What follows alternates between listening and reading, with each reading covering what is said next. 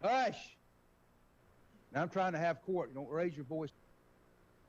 Sir, you're charged with especially aggravated kidnapping. You're also charged with aggravated assault, and you're charged with theft of a firearm worth less than $2,500. You're talking about stuff that is not relevant. Hello and welcome to the Court of Public Opinion. I am the Recovery Addict, and boy, do I have a case for you today. Why is the dog chewing on this guy? I think they have got the wrong guy there. They got the wrong guy, and the dog was biting him. He roughing him up quite a bit. There's a lawsuit. 9 out of 10 judges prefer watching the Recovery Addict live stream in their courtroom. The fireworks are not done. Now we're getting commentary on the game. Dati mihi Anglican por verbis Latino. Literally not. Is that correct? I didn't ask you to interrupt me. Oh, for Trump's sake.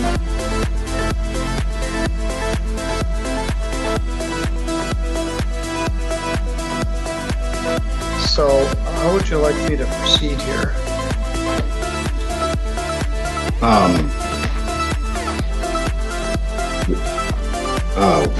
What are the charges? Again, all the ones that... Well, right now you're not doing a very good job of representing yourself because you don't even know what you're charged with. Let me tell you again. All right, welcome back to the Court of Public Opinion. I am the Recovery Addict. I think I've got the audio fixed. It was a little low. Hush! Now I'm trying to have court. Don't raise your voice. Yeah, it's working now. It's working. I had it turned down on the DI box, so I had to crank that a tiny bit. We are back. Greeners, congratulations first in chat, my friend. So in addition to the witty comments and the timely humor that you interject, I need you to take care of everything IP-related worldwide, which should be no sweat for you. You're a multi-talented individual, so it should be great. Thank you, my friend. Appreciate that. Welcome. Sloth Life, I love you. Thank you very much. Gifted 5 memberships. Thank you so much.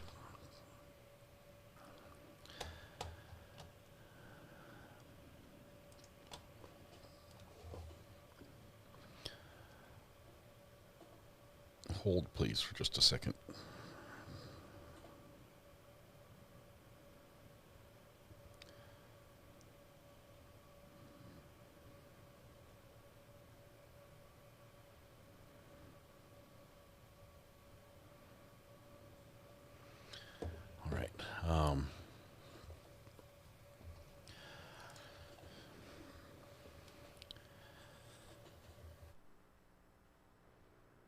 All right, we're going to be going to court here in just a second.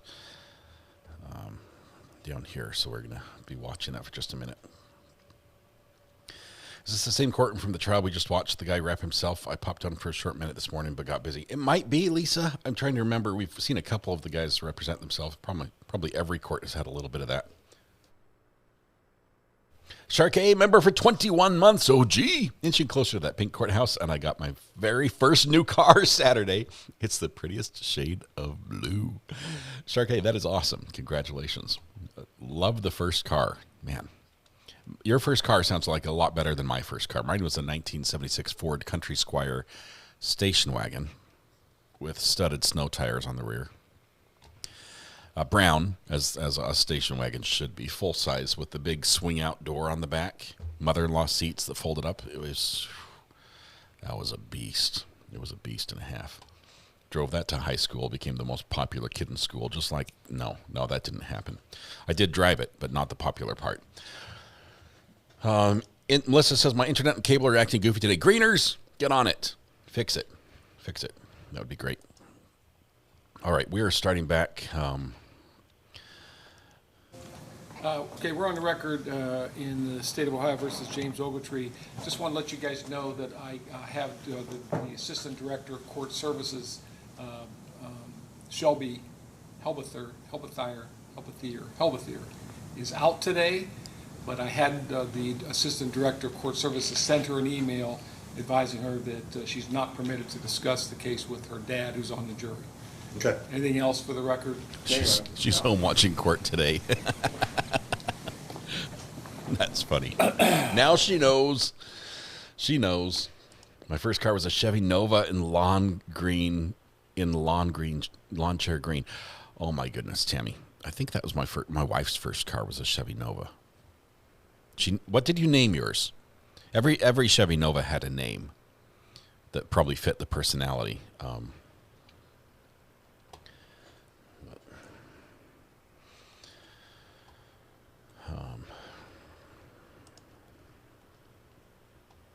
Got a blue station wagon with the wood paneling. Yes, the fake wood paneling on the outside. Oh, it's amazing. Blue is brown matched the paneling. It was sort of brown and yellow with the trim. The rear door on the driver's side didn't work because my grandpa, who's a true Viking, Norwegian through and through, rode in that seat once, and the door handle, which you pull the lever in like this, he pulled it up and he just wrenched the thing off, just ripped the thing off the door. And so that door you had to open from the outside. That was the driver's duty. When they got out, they had to open the door for the passenger behind them. But let's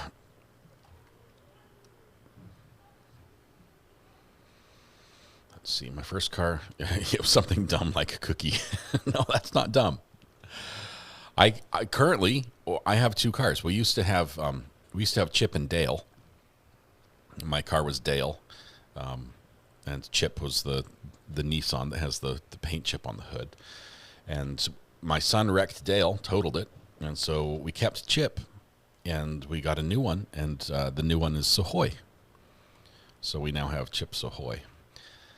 Not a sponsor, Nabisco, don't sue me, but those are our cars. And we actually call everyone knows the names. The kids like, which car do I put it in? We're like, Chip? No, Sohoy. Yeah, it's like I have to think about what model of car it is because the name comes to my head first. Soft baked, yes. And there's a chip in every bite. All right. Sohoy needs to be maintained. I think we have to get the transmission worked on. Yay. Tell me, I'm excited about that. I cannot wait to pay someone to fix the transmission in a very old car. All right. I'm on a third car in 30 years of driving. First was a 1991 RS Camaro teal green with T-tops. Loved and hated that car. Amanda, that sounds amazing. And Amanda, by the way, I was trying to comment on you. You mentioned in the earlier stream, as an Amazon seller, jury duty. Amazon doesn't care. An order comes in, you're on the clock, and delayed shipment is not good. I've been there. I understand that Amazon doesn't care if you're on vacation or that you have a family emergency or anything else. They expect deliveries to happen. So good luck with that. Hope you're doing great as a seller. My Subaru is Fern. Like Fern the name or like Fern Green? Car was named Sharky. The color was between poop and khaki. Are you sure you didn't spell this one right? Maybe did you mean a T in there? I'm not sure. Yes. Both. She is green. All right, here we go. Defendant's here. Okay, before we start, let me just, I wanted permission. Thoughts and prayers for Sloth Life, whose father passed away this weekend. A lot of you have thank you. Please be seated. Aware of that. All right, thank you, ladies and gentlemen, for returning promptly. Everyone was able to follow my instructions over the break, I'm so correct? sorry, Sloth Life. All right, at this time, we are going to hear opening statements from counsel. Ms. Nicholson. Thank you, Your Honor. And then you come in here and give 5 memberships away as your hello, and it's just... Ladies and gentlemen of the jury, you are here today because the defendant, James Ogletree, along with his co-defendant, Anthony Cummings, went into the cell of the victim, Marquise Weatherington, and viciously attacked him. For 13 minutes, they physically assaulted Mr. Weatherington, stole his belongings, and left him beaten and bloodied on the cold concrete floor of his cell. As a direct result of this attack, caused by both the defendant and his partner, the victim succumbed to his injuries and was found dead in his cell the next morning. Those are the basic facts of this case. What I want to do now is go through and provide you more of the details about what occurred. On the evening of December 6, 2023, inmates on the second range of J Block were out for their rec time, The lawyers where they could eating roam his about the pen block, or smoking sit in it. the day room, take showers, make phone calls, etc. At 7:04 p.m., Marquise Weatherington can be seen in the doorway of his cell, 2J3, the third cell on the second range of J Block, a general population housing unit at Lebanon Correctional Institution. This is the last time that Marquise Weatherington will be seen alive on surveillance video. Anthony Cummings and the defendant, James Ogletree, can then be seen entering cell 2J3 and sliding the door shut. 10 minutes later, at 7:14 p.m., Anthony Cummings leaves cell 2J3 with a white mesh bag, consistent with what's known as a commissary bag. He can be seen taking it to a cell on the other side of the range and then re-entering 2J3 at 7:17 p.m. Seconds later, both Anthony Cummings and the defendant can be seen leaving 2J3, sliding the door shut behind them, and heading in opposite directions on the range. And at this point, blood can be seen on the white thermal pants of the defendant, James Ogletree. No one enters the cell for 40 minutes, at which point Marquise Weatherington's cellmate, Jason Addison, returns and enters the cell for approximately 1 minute. You will hear from Jason Addison that between when the defendant leaves the cell at 7:17 p.m. and when he enters the cell 40 minutes later, he's approached by Anthony Cummings, who advises him he needs to check on his cellie. You will hear that when Jason Addison enters cell 2J3 for the first time, the victim, Marquise Weatherington, is laid out on the floor, naked from the waist down and apparently unconscious. From that point forward, Jason Addison enters and exits the cell a number of times before entering with Mr. Cummings at 8:12 p.m. You're going to hear that during that approximate 3-minute window that Mr. Addison was in the cell with Mr. Cummings, they moved the victim up onto his rack, the top bunk. Over 12 hours later, at 7:42 a.m. on the morning of December 7th, Marquise Weatherington is found unresponsive by Corrections Officer Tyler Lay and Jimmy Potts, and is ultimately pronounced deceased at 8 a.m. by Corey Gerdeman with the Turtle Creek Township Fire Department. Trooper Christopher Creech with the Ohio State Highway Patrol is called in to investigate the circumstances surrounding the victim's death. Cell 2J3 is photographed and evidence is collected. This was Marquise Weatherington as he lay in the prison infirmary, where Trooper Creech photographed his body and collected his clothing. Security cameras are then reviewed, and the defendant, along with Mr. Cummings, are identified as suspects. Trooper Kyle Clont searched the cell of both Mr. Cummings in 2J31 and Mr. Ogletree in 2J17 to find possible evidence. Located in Anthony Cummings' cell was a blue sweatshirt matching that which he was seen wearing in the surveillance video, with apparent bloodstains on it. And found in the defendant's cell, in a trash can, are the white thermal pants with apparent bloodstains.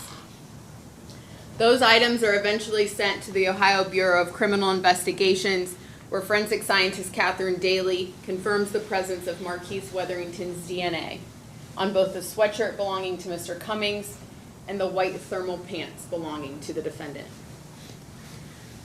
Ultimately, Mr. Weatherington's body was transported to the Montgomery County Coroner's Office, where an autopsy was performed. The coroner, Dr. Susan Brown, determined that Marquise Weatherington died as a result of multiple blunt force injuries to the head, resulting in subdural and subarachnoid hemorrhage, which means bleeding in and around the brain, in addition to blunt force injuries to the neck, the chest, the abdomen, and other extremities. Additionally, she found evidence of strangulation through petechiae in and around the eyes, bruising to the neck, as well as bruising to the soft tissue and muscle within the neck. Through further review of the surveillance footage Other potential witnesses are identified and interviewed. You will hear from Shaquiz Akeem during this trial about what he saw occurring in the cell during the 13 minutes in question. You will hear that both the defendant and Anthony Cummings were active participants in a violent assault against Mr. Wetherington. The defendant participated in 2 interviews with the Ohio State Highway Patrol. The first on December 7th with Trooper Kyle Klontz and Trooper Michael Schuler, and the second on December 8th with Trooper Christopher Creech and Sergeant Lonnie Butler.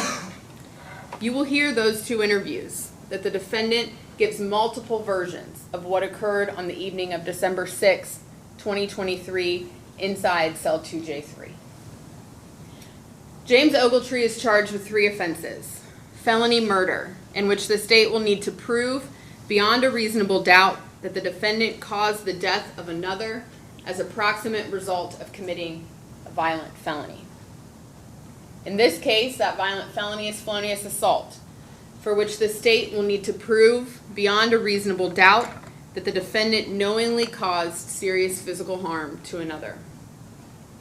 And you will hear that serious physical harm means, amongst other things, an injury that can result in death.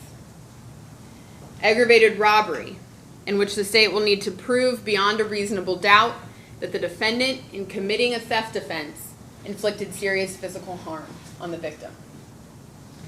And in addition to being charged with felony murder, felonious assault, and aggravated robbery, you are going to be instructed at the conclusion of this trial on the theory of complicity, which the judge will instruct you means that if you find that the defendant aided or abetted his co-defendant, which means supported, assisted, encouraged, cooperated with, advised, or incited this offense, he can be found guilty just as if he were the principal offender. Ladies and gentlemen, at the conclusion of this case, the state is going to ask that you hold the defendant, James Ogletree, accountable for the brutal assault that resulted in the death of Marquise Wetherington and find him guilty on all counts. Thank you, Ms. Nicholson. Mr. Brenner? Thank you, Your Honor.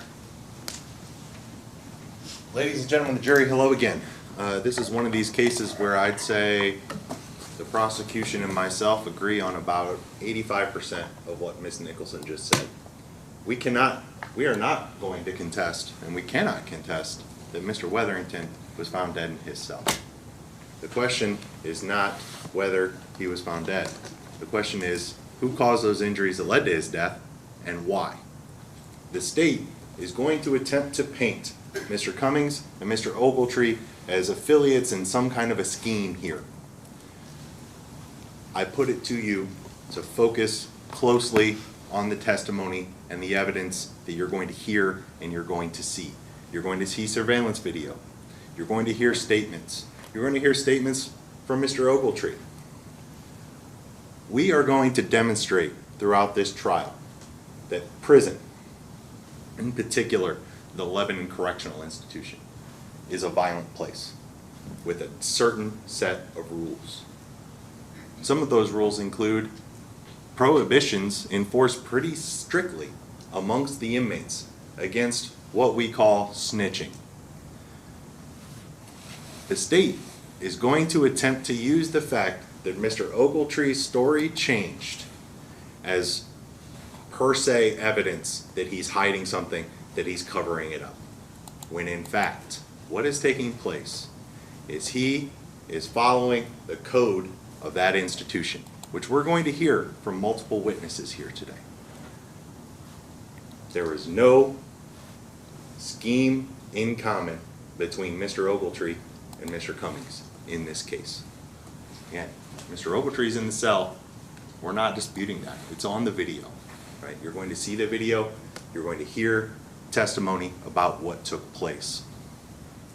And again, I want to stress to all of you to focus very closely on what is taking place and whether there's any indication that Mr. Cummings and Mr. Ogletree were working together in any kind of scheme that would rise to the level of complicity. What you're going to hear is that Mr. Wetherington and Mr. Cummings knew each other from back home. Nobody knows Mr. Ogletree. And so the state's theory of the case is not going to hold up to scrutiny. And I want, again, to stress to all of you to focus on exactly what you see on this video, exactly what the witnesses say. Because again, we're not going to sit here and argue, oh, that's not him on that video. We're not going to do that. What we are going to argue is he had nothing to do with Mr. Cummings's assault and robbery of Mr. Wetherington. He's in the cell. That's very different from being actively involved. You already saw, Miss Nicholson showed you, that's Mr. Cummings leaving the cell with a bag, a commissary bag. The theory the state's going to present is that this was an aggravated robbery to get some kind of commissary materials. Mr. Ogletree is never seen with any of these materials. And we are going to show at the conclusion of all evidence, both by the state and by the defense, that there is insufficient evidence and that you, ladies and gentlemen of the jury, must acquit Mr. Ogletree of all of these charges. Thank you. Thank you, Mr. Brenner. Nice and Call your brief. first witness. Second call, Tyler Lay. Hashtag do the math, hashtag schools, not prisons. Interesting shirt. A lot of times shirts like that are not allowed in court. Shirts with a message. There's sometimes they won't even allow you to wear branded clothing in court.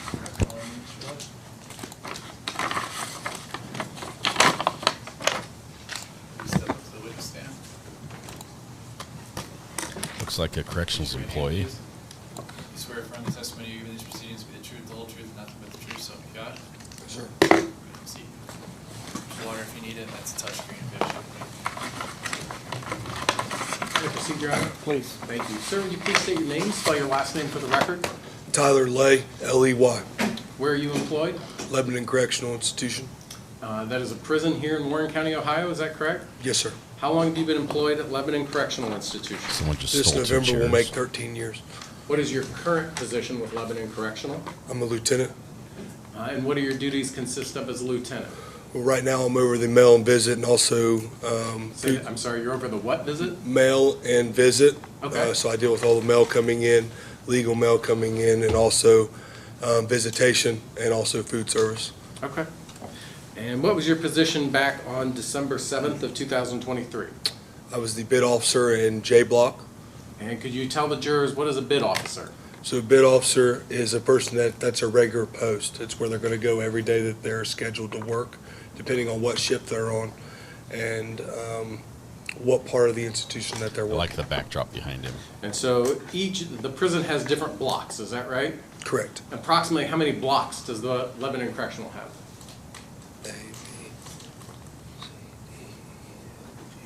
He's in the alphabet. F, G, J, K. 13 Okay. with the segregation units. So there are some general population units and then there are some segregation units. Correct. Okay. Let's talk about J block specifically. What type of block is that? General population block. Anybody can be housed there. Correct. How many stories is J block? 3 tiers. Okay. Sometimes is that called different ranges? Yes, range 1, range 2, range 3. Okay. And you said there's 3 tiers, is that right? Yes, sir. Back in December of 2023, were all 3 tiers being used to house inmates? To the best of my knowledge, yes. Okay. Is it possible that just 1 and 2 were? Do you think 3 were? Yes. I don't remember what year it was that we shut down range 3 to where it was just range 1 and 2 that we were housing inmates on. Okay, but definitely, you know for sure that in December of 2023, range 1 and 2 were being housed 100%. by inmates. Okay. Talk to the jurors about a kind of a typical day in prison for an inmate. Like, what time do they get up? Are they allowed out for recreational activities? Are they fed? Kind of walk them through a typical day. A typical day for an offender, it's very structured. So at 6 o'clock, when we come in to report, we do our first count of everybody that's in that housing unit. At 6:30, count will clear. That's on the insulin diabetics, dependent diabetics, and also food service workers will be released. We also do all the license plates and tags for the state of Ohio at Lebanon Correctional. So our OPI workers are normally released around 6:45, 6:50, depending on how the movement's going that morning. This guy needs to stop with all the acronyms. Right and around code 7 words. o'clock, day room opens up for the range during that time frame. So day room's normally open from 7 until about 10, 7 till about 10. So the inmates are out that live on that range. They're out sitting in the day room. They're getting on the phones that are provided. There's also a GTL room to where they can go and plug their GTLs in, and they are able to FaceTime their families and stuff like that on their tablets. During each block has a certain time frame of when they go to recreation, and they will be called over the radio, and the officers will release them to the rec times, depending on if it's the morning, afternoon, and depending on if it's gym rec or if it's yard rec, because those time frames differ and who they go with during those times. And then are there regularly scheduled meals throughout the day? Yes. No housing unit goes beyond 14 hours in the afternoon. So when they go from dinner, they will have a meal that following morning, and they get 3 hot meals a day unless there's a specialty meal or something's going on with religious factors and stuff like that. When a range is released for day room, is it one range at a time? For day room, yes, sir. Okay, so like if you're on the first range, first floor, when that floor is having day room, anybody on the first range can go. But is the people on the second range, are they supposed to stay in their cell? Yes, they'll be secured in their cell. Okay, and then kind of the adverse of that, if you're once second range has day room, they're allowed to go down to where the tables are on that first floor and congregate in that area and use the phones and things like that. Yes, sir. Are inmates, when it's day room time, are they allowed to go into each other's cells? No. And why is that? We don't, unless they're in our merit block, which is G. George, we don't let house visiting, because that's when bad things happen. If an inmate is going to go into another cell, there's normally one reason for it, and it's not normally a good reason. They're either trying to sell something, they're trying to bargain for something, exchange of drugs, fighting. A lot of those things happen inside the cells if that was to be allowed. What kind of things happen if an inmate's found out of place?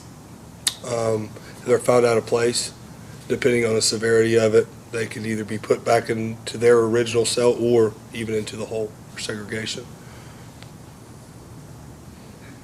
Is there a standing count conducted at some point during the day? Yes, standing count at Lebanon Correctional is 4 p.m. to where every inmate has to be feet on ground standing up. Okay, and so does that just happen one time during the day where everybody has to be stood up and accounted for? Yes, sir. Okay, and that's at 4 p.m.? Yes, sir.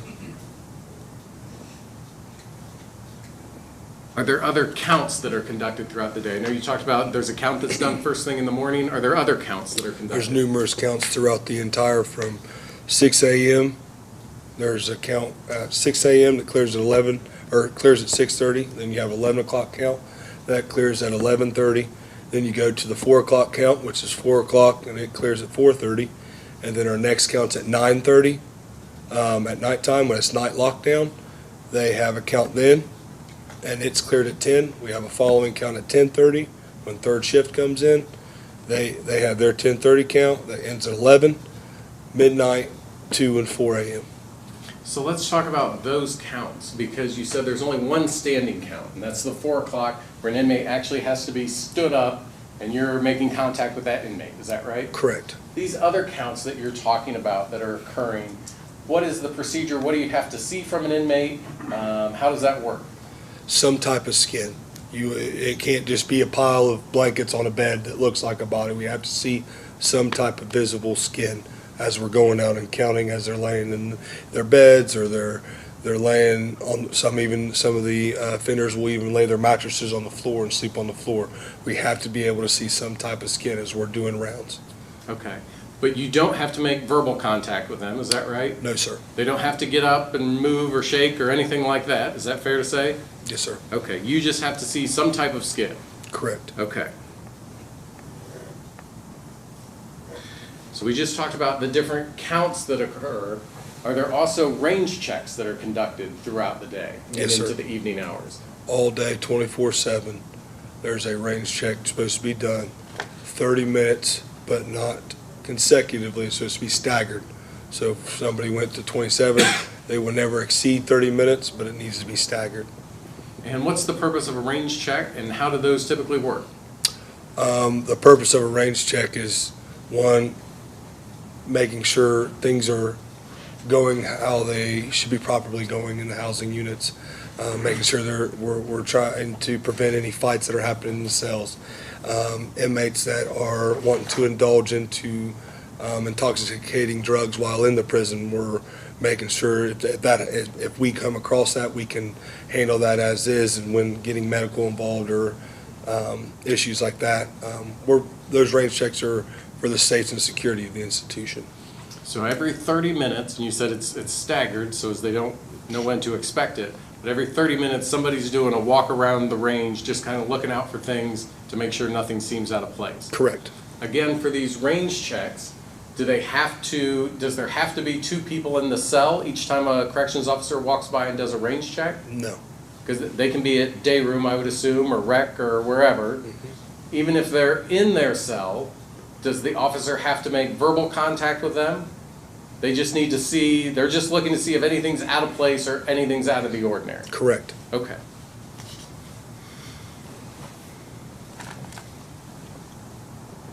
Let's talk, well, let me ask you, are range checks conducted through the night as well? Yes. And so even though everyone's, because I assume 9:30, 9 o'clock, everyone's locked in their cell, right? No one's free to be out roaming.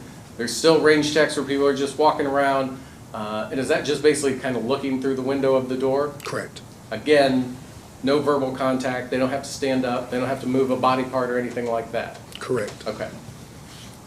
Let's talk a little bit about commissary. That's a term I think we're going to hear about. What does commissary mean in the prison setting? It's a form of money.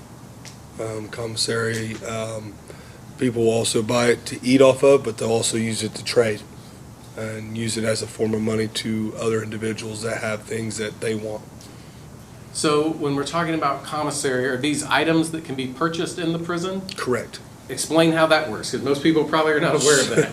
So inmates have their own pretty much little grocery store that they can go to once every 2 weeks, to where they go and they'll buy chips, ramen noodles, pickles, food that they're able to make, to where if they didn't want to eat the meals that are provided to them, they can go back to their cell and make all their own food, because there's a microwave in every housing unit. But families are also able to order them food off of different vendors and send in, and they get food boxes and stuff like that. And that was going to be my next question. How's commissary obtained? Because who's putting money on people's books, or how does money get put on people's books so that they're able to purchase commissary? Because I assume it's not free just to go and pick out. No, so it's money that families and friends put on their accounts. Okay. Is commissary a pretty valuable commodity in prison? Very much. And do inmates sometimes fight and steal each other's commissary? Yes. Does that happen frequently? Yes. And can commissary be used to trade for certain items in prison? Yes. What types of items can be traded if you have commissary? I mean, depending on the amount and what of the commissary it is, that people, they utilize it to go get drugs from other people. That's however they've gotten them in. They'll trade food for that. They'll trade food for pretty much anything you can try to obtain. GTL tablets, TVs, radios, all the stuff that they are allotted to have. If they're not able to get one, they broke theirs and they're on restriction or whatever, they'll go and give commissary for those types of items that they're not supposed to have at the moment.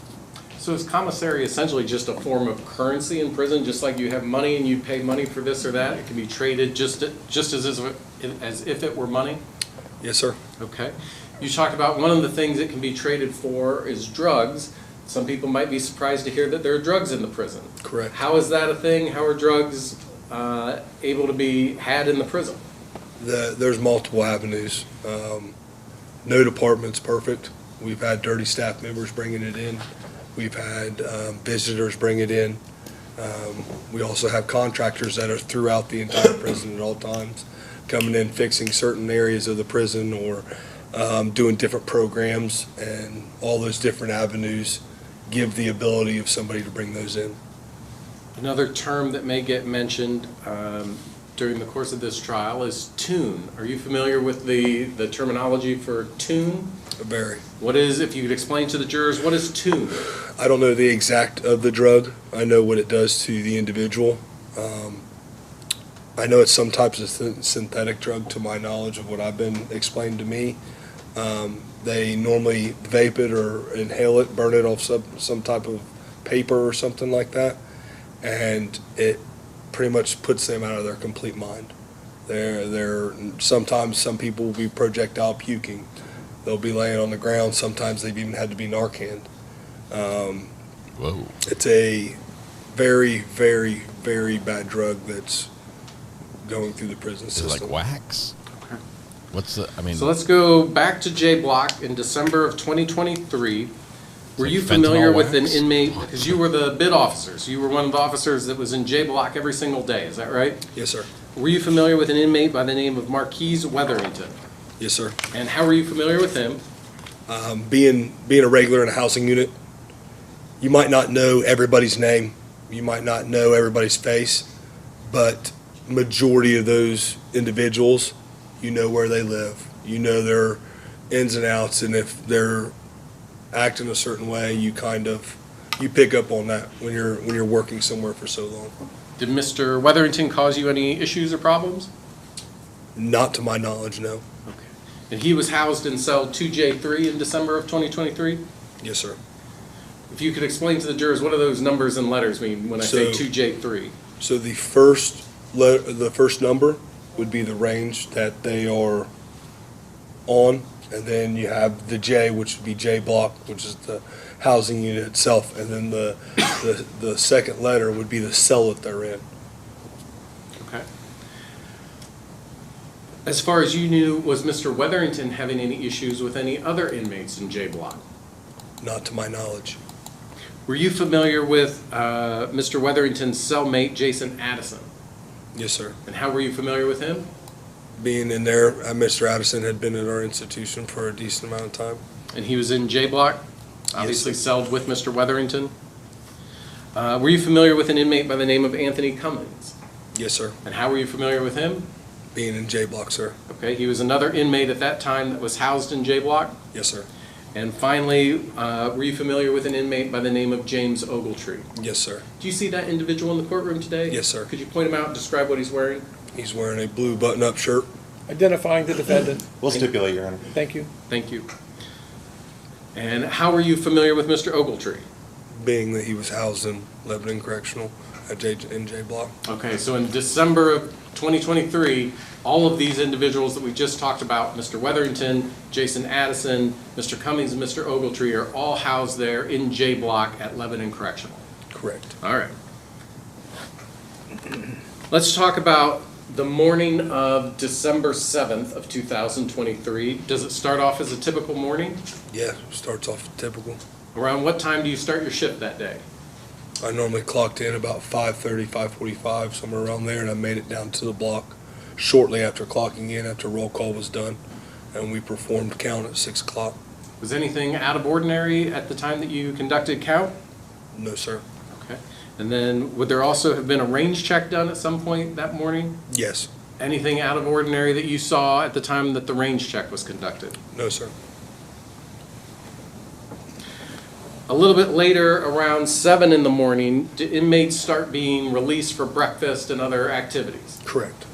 And at approximately 7:41 in the morning on December the 7th of 2023, are you alerted to an issue at Mr. Weatherington's cell in 2J3? Yes, sir. And how are you alerted?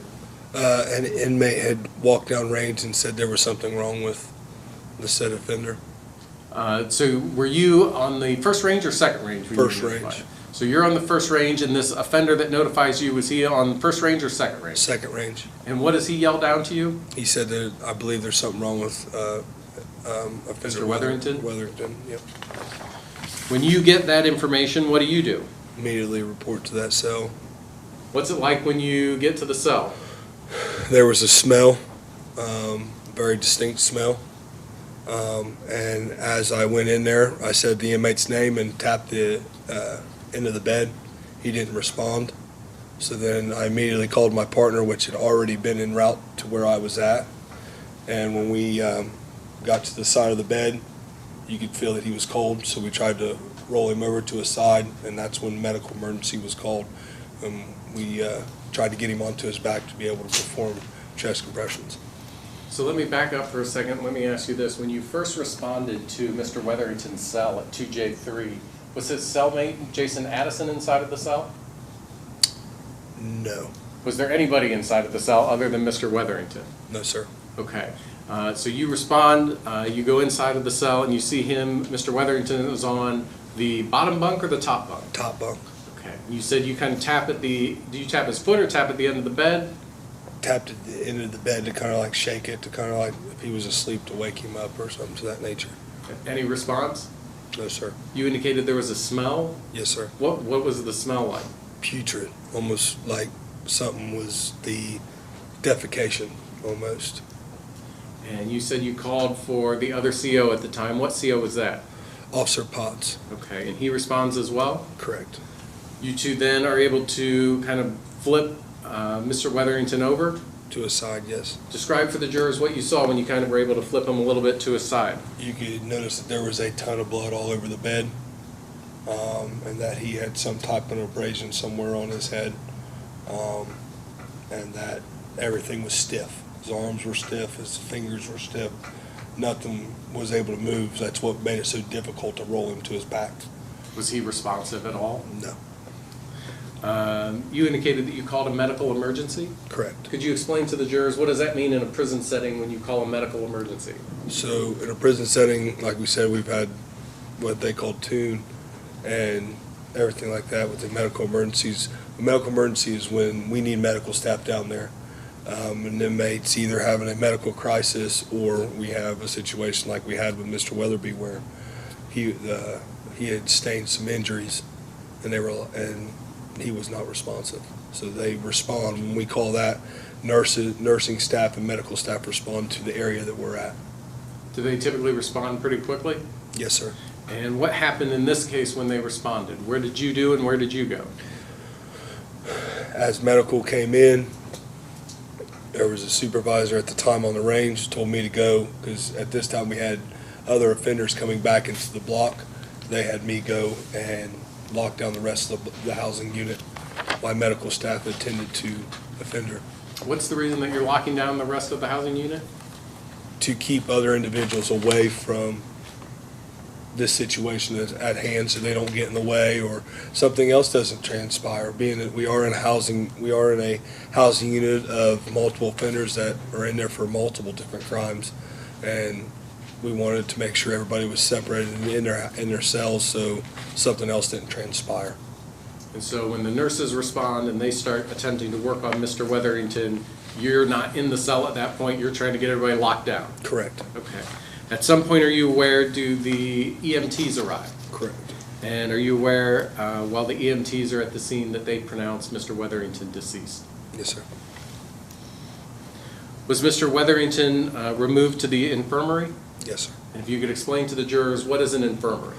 Our infirmary is pretty much our medical area, to where like inmates that are insulin dependent or if they sustain an injury, we have a doctor down there during the day. We have all nursing staff, LPNs, and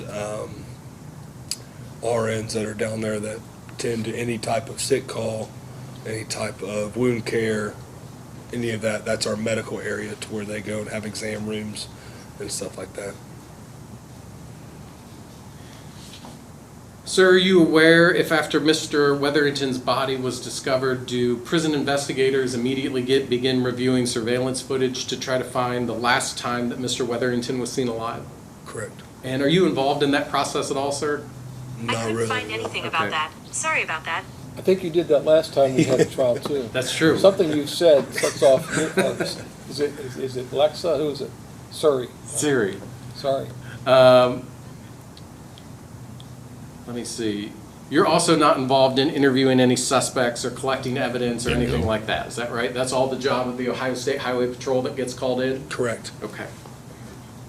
I want to show you a couple of exhibits, State's Exhibits 1 through 4. You can take a look at those, and first just tell me whether you recognize what you're looking at. Weatherington, once we were able to get him to us back. Hold on one second, you don't have to describe them all, just are those all photographs of the scene on December 7th as you were there and witnessed it? Yes, sir. Okay. Do they all fairly and accurately depict the scene as you saw it on December 7th? Yes, sir. Permission to publish, Your Honor? Any objection? No objection, Your Honor. Proceed. Little content warning, State's sometimes we Exhibit see these number 1 pictures. on the screen. What are we looking at in State's Exhibit number 1, please? Mr. Weatherington, when he was finally rolled to his back. Okay, so that's shortly after you're there in the cell, when you're able to get him to the side, that was the condition that you found him in? Mm-hmm. Yes. When you saw him, did you see any signs of life from Mr. Weatherington? No, sir. I want to direct your attention to State's Exhibit number 2. What are we looking at in State's Exhibit number 2, please? One of our nursing staff performing life-saving techniques on offender Weatherington. That's after he's been taken down from the top bunk in his cell, and now he's been taken and placed just out into the hallway of the second range. Yes, sir. Okay. And is it accurate, do medical staff, when they're called to the nurses at the prison, have to perform life-saving measures, even if they suspect somebody is no longer alive, until the EMTs or someone pronounces the individual deceased? Yes, sir.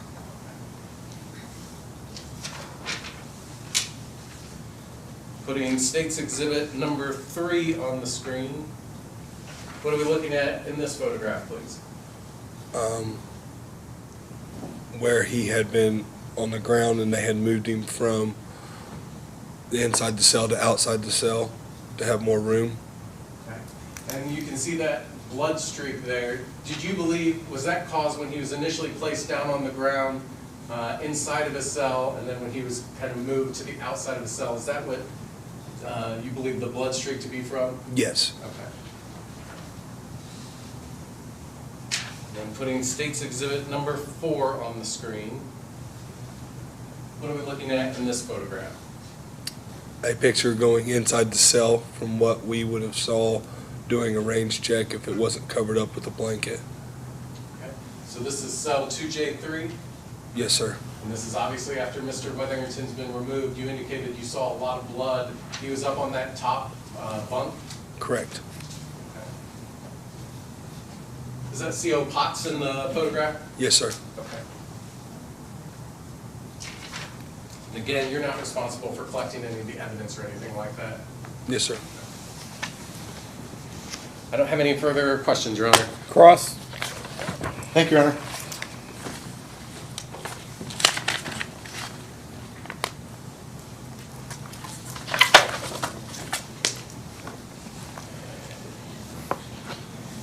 Good afternoon, Lieutenant. My name's Andrew Brenner. I represent Mr. Ogletree. So you indicated you've worked at Lebanon CI for 13 years, you said? This November, yes, sir. Okay.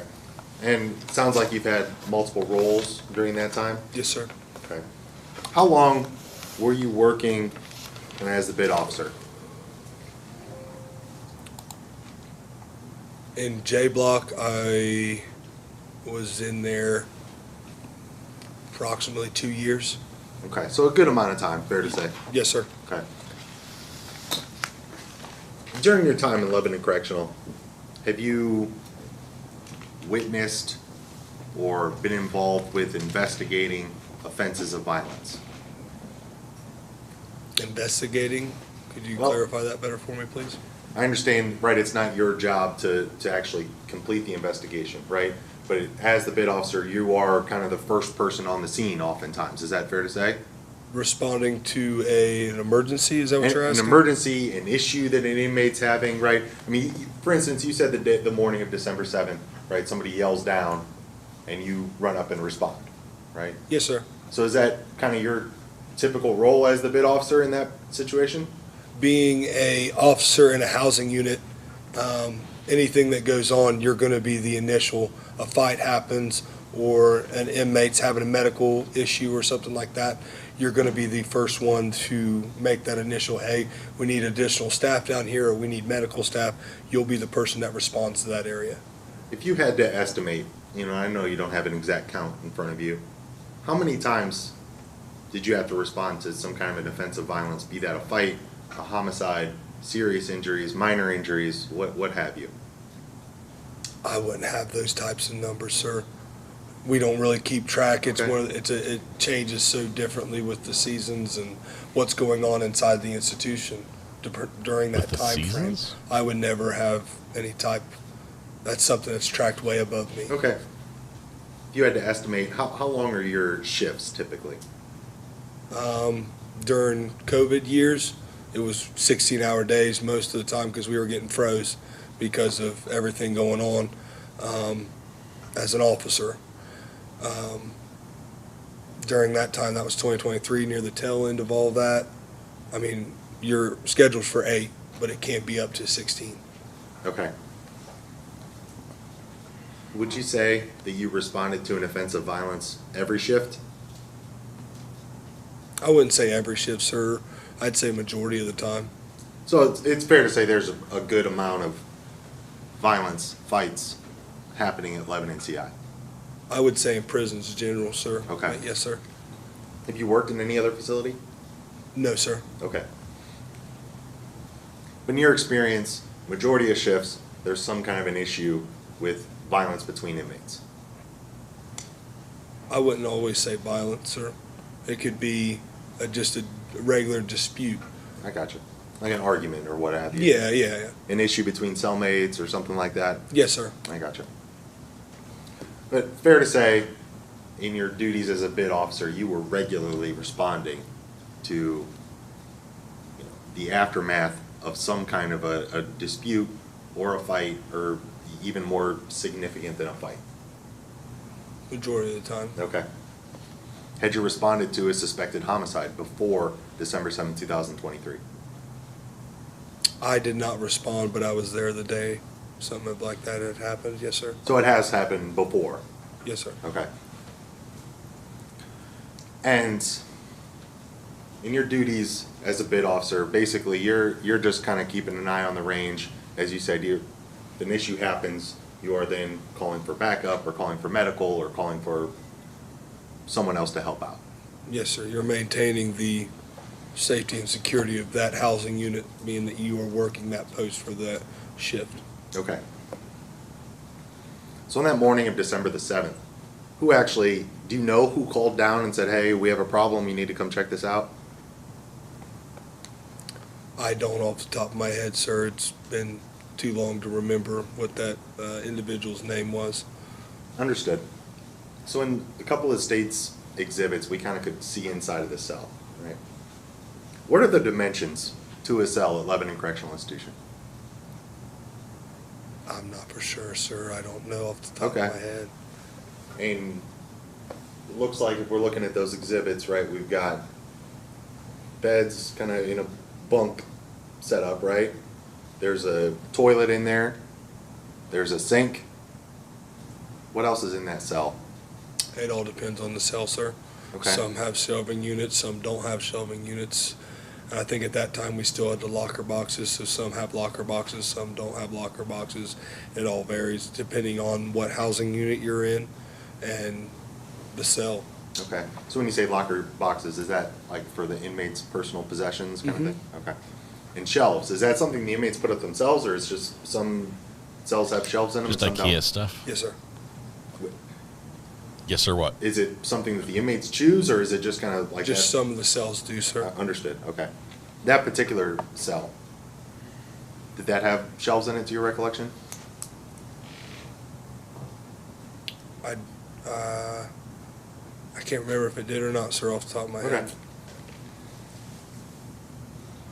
How much, now obviously you don't have a tape measure, right? But how much room is in between the bed and the opposite wall? So it looked like the beds were pushed up against the wall. I mean, how much room is there if you're standing next to the bed? And is it as wide as the podium where you're sitting, would you estimate? I'd say it'd be close to that distance. Okay. You had mentioned that when you responded and medical responded to Weatherington with some of the attempted life-saving measures, that you actually pulled him out of the cell for more room. Is that right? Yes, sir. Okay, and so it's fair to say if you get a couple of people in a cell, it's a pretty tight fit. Yes, sir. Okay.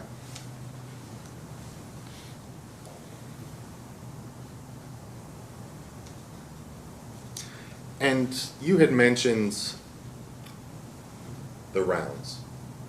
And so it sounds like those kind of take place every couple hours overnight to make sure everybody's where they're supposed to be? Every 30 minutes, not consecutively staggered. Okay. Kind of throughout the night, you're kind of in a continuous process of checking every 30 all minutes, these not cells. consecutively staggered. So sort of random And times every 30 minutes. You had said that you need to see some form of skin, not just like a pile of blankets. Correct, sir. Okay. Do you have like a flashlight you're kind of shining in there, or you're just kind of looking in? Yes. Yes, either you could use a flashlight, the light on your phone, some type of light, and then some also housing units you don't even have to have a light because of the outside lights that shine in through the window. You're able to see inside the cell and be able to see. Some inmates even sleep with their lights on. So, now I know it's been a while, So but much for J-Block, lights out. back in December of 2023, do you have any remembrance of whether that was one where you needed a flashlight or didn't need a flashlight? Not off the top of my head, sir. Okay. And so you clocked into work, you said you arrived 5:40, 5:45 a.m.? Yes, sir. Okay. Had you worked the day before too? Do you remember? Do we know what the day is, December? It would have been December the 6th, 2023 would have been. Do we know what day that is, like a Monday, Tuesday? I don't write off, I apologize. So that's what makes it difficult for me to answer, sir, because I can't tell you what day that would be. Understood. Well, what are your typical days of employment? My days off when I was an officer was Friday, Saturdays off, and I took some Sundays off too. But my regular days were Fridays and Saturdays off. Okay. So it's fair to say that since you arrived that morning, you weren't the individual that was performing checks the night before, or rounds No, or sir. what have you? Okay. Did I hear you mention something about a towel or a blanket in front of the window? No. Okay. So the cells themselves, like the door, is that like sealed shut, or what's the format of that, of the door to the cells themselves? As in, like, do they secure? Is that what you're asking? Or what are Well, you so asking? we know they shut, right? And it looks, my understanding is that they kind of slide sideways, like a sliding door almost? Yeah, they're on a track that has like a locking mechanism up and top to where once they are secured, they're locked. Okay.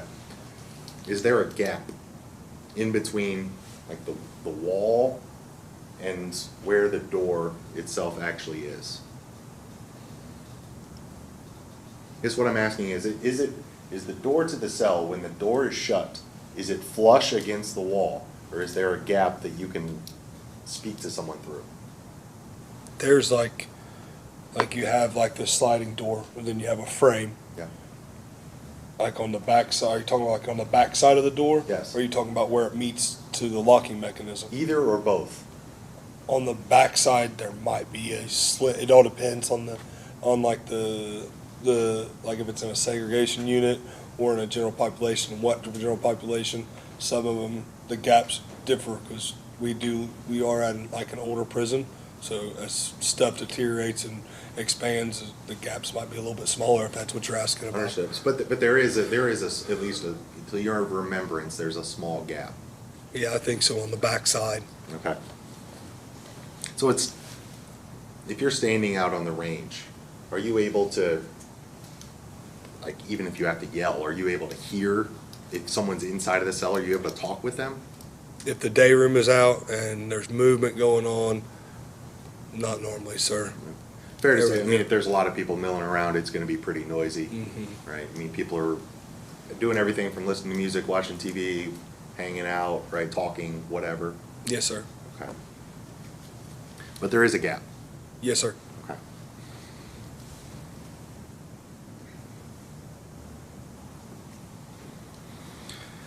And you had indicated that you were at least somewhat familiar with all of Weatherington, Cummings, Addison, and Ogletree. Yes, sir. Okay. How long had they been, and if you can remember, had they been there for any extended period of time, or was it just like, hey, he was new, or? To be honest with you, sir, people come in and out. Some stay for a while, some are there for a short period of time because they either get their level dropped or they go to a new prison because they've done something to get their level raised. So to say when what said person came in, I think at that time Lebanon Correctional was holding 1,800 inmates. So to say when they came in and when they were leaving would be very difficult to keep track of. Understood. How many, if you had to estimate, how many were on J Block? At that time, I can't, like I said, like when we were being asked earlier if we had a third tier, I can't remember when we shut down our third tier. But if we had just the two ranges, the maximum we would be able to have would be 100 inmates on range 2 and 92 on range 1. So a total of 192 maximum because cell 1 and cell 48, one was used for like the officers put their lunches in there and stuff like that, and then cell 1 was I believe at that time we still had the JPay, so they go use the JPay machine in there to be able to read their emails and read their send out kites or informals. So only 92 on range 1 and 100 on range 2. So much terminology. Informals? What is that? Terminology. Kites and informals are a way for an offender to communicate with individuals that are not in their housing units. So like if they needed to kite the major or kite the inspector or the investigator, they're able to communicate with them without that person actually being in the housing unit.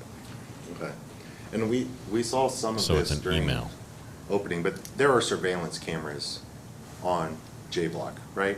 Yes, sir. And are there surveillance cameras in every housing unit in Lebanon CI, to your understanding? Yes, sir. Where are those cameras located? On the ranges, throughout the entire block. I mean, they're on the bottom part of, if you're on range 2, there's some that are on the bottom part of the range of range 3 that comes down, it's facing downward the range, or some on the back wall that's facing down range. I mean, there's some that's on the facing part of a range. I mean, they're all throughout the entire housing unit. Okay. So they all kind of face down, like Down or back. So they face both directions. Okay. Are there any specific cameras in any of the kind of specialized rooms that you'd mentioned, like the phone room or the you said the JPEG room? Are there cameras in these rooms? At that time, I don't know if there was any in there. I know as we speak today, we do have them in the stairwells and in the GTL rooms, Okay. but I don't believe there is any in the phone rooms. In the GTL rooms, what is that? GTL is what, like I said before, it was what the JPay rooms was. GTL now that is the new tablets that all the offenders have, that they're able to have FaceTime visits with their families. They're able to like message their families, and they have to have like I think it's like a magnet or something. There's something inside the tablet that once you put it on like the little shelving unit, it butts up and they're able to have connection to be able to FaceTime their families that have the app that they download. So they're supposed to use those in that designated room? Correct. Okay. Could I have just one moment, Your Honor?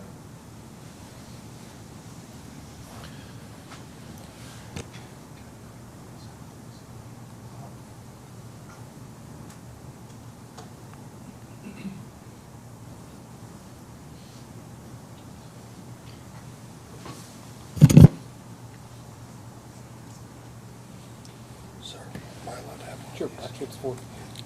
Sir, am I allowed to have one of these? Sure, that's what it's for. Drink up. Are there gangs in Lebanon Correctional? Yes, sir. If you had to estimate, how many? 4, 5. There's so many you everybody that watches TV, that watches this, are like, they think just the generalized Bloods, Crips, Aryan Brotherhood, and stuff like that, but there's so many different sets. To set a number, that would be a question you would need to ask like a specialized like coordinator of the STG coordinators and stuff like that, because the Crips could be, you have multiple different sets of Crips, multiple different sets of Bloods, multiple white supremacist groups, multiple just other gangs that aren't even based on race, they're based on what city they're from or what. Are most, in your experience, are most of the inmates in Lebanon CI in some kind of a gang? I wouldn't say most. Okay, but there's, fair to say there's so many gangs you don't even know them all. Yes, sir. Yes, Okay. sir. And can these gangs, can that be a source of violence in your experience? Yeah, I mean, in anything, you got two different groups that don't like each other. They're going to have disagreements, or when they're trying to control something when it comes to like money or any of that type of nature, they'll get in spats about that. Sure. In your experience as a bid officer and in other capacities at Lebanon CI, do inmates tend to be cooperative with the guards when you're asking questions or you're trying to follow up on something? It all depends on the individual. Okay. It's very individually based. Some individuals will be very respectful and come and if there's a question that is asked, they will respectfully be like, hey, I can't speak on that, or they'll go into detail on what they can talk about. And other individuals won't cooperate? Correct. Okay. You ever received any kind of indication of why someone might not cooperate? Retaliation fears. I would, like, as in like what, sir? Could you? Well, I mean, in your experience, 13 years at Lebanon CI, right? Has anyone ever said to you, I can't tell you what happened, it'll get me in trouble? Something like that.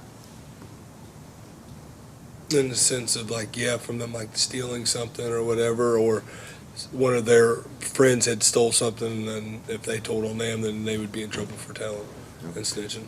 For snitching? Yes, sir. Okay, so there's a negative connotation around snitching in the prison, is it fair to say? Yes, sir. Okay. Do you know what kind of consequences might someone face for being a snitch? Prison politics, I don't really get involved in, sir. So like with individuals that, like what an inmate would do to another inmate for stealing, that would be something way above me that I would not know of. Okay. So you mentioned prison politics. It's fair to say that in your experience, does that kind of govern a lot of inmate behavior? In some sense, I could probably say yes, but in another sense, no, on the simple fact of is we don't allow it. So like, it's not like something of being like to where an inmate gets in trouble, that it's just allowed for the inmates to handle it. We don't let that stuff. Sure. So it's fair to say it's discouraged, or, not permitted, but it does happen. Without us knowing, yes, sir. Okay. All right.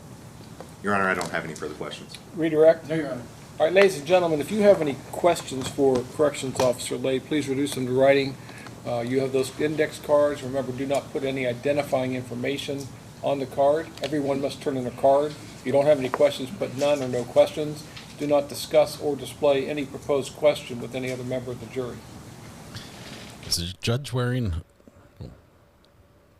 Apparently he wants to be private about this. Jury question counter. We haven't counted anything yet.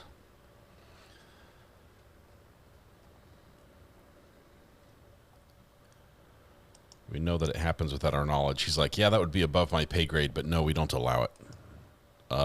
What? Your answers aren't matching up a little bit.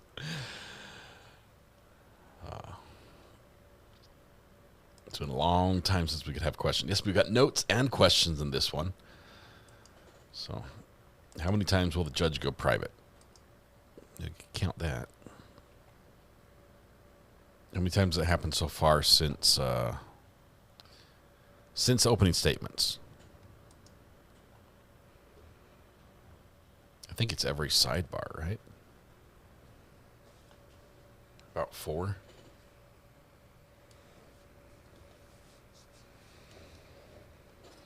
Okay, hang on. I've got trying to track something else at the same time that's also gone private.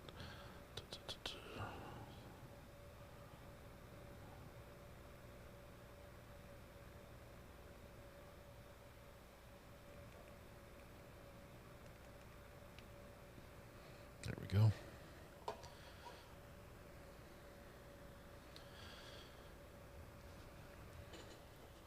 Let's just say 4. I have to reset the counter then.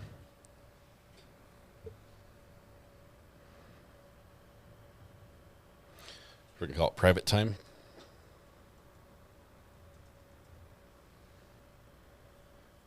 I found the caps locks. That's where.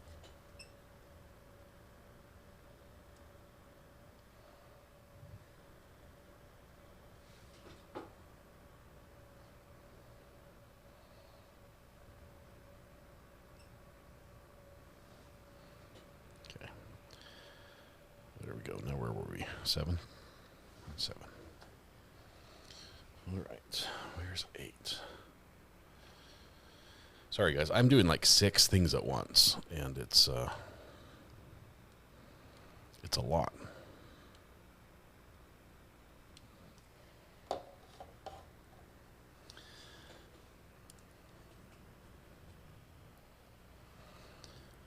Okay, we're back in Warren County. Just waiting for the judge to go over the questions with the at sidebar, and then we'll go back and read them.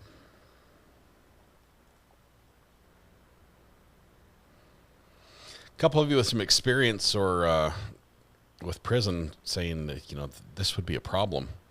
You know, if somebody's All right.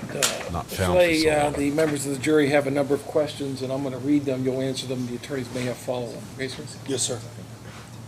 How did corrections officer miss multiple checks after the victim was murdered?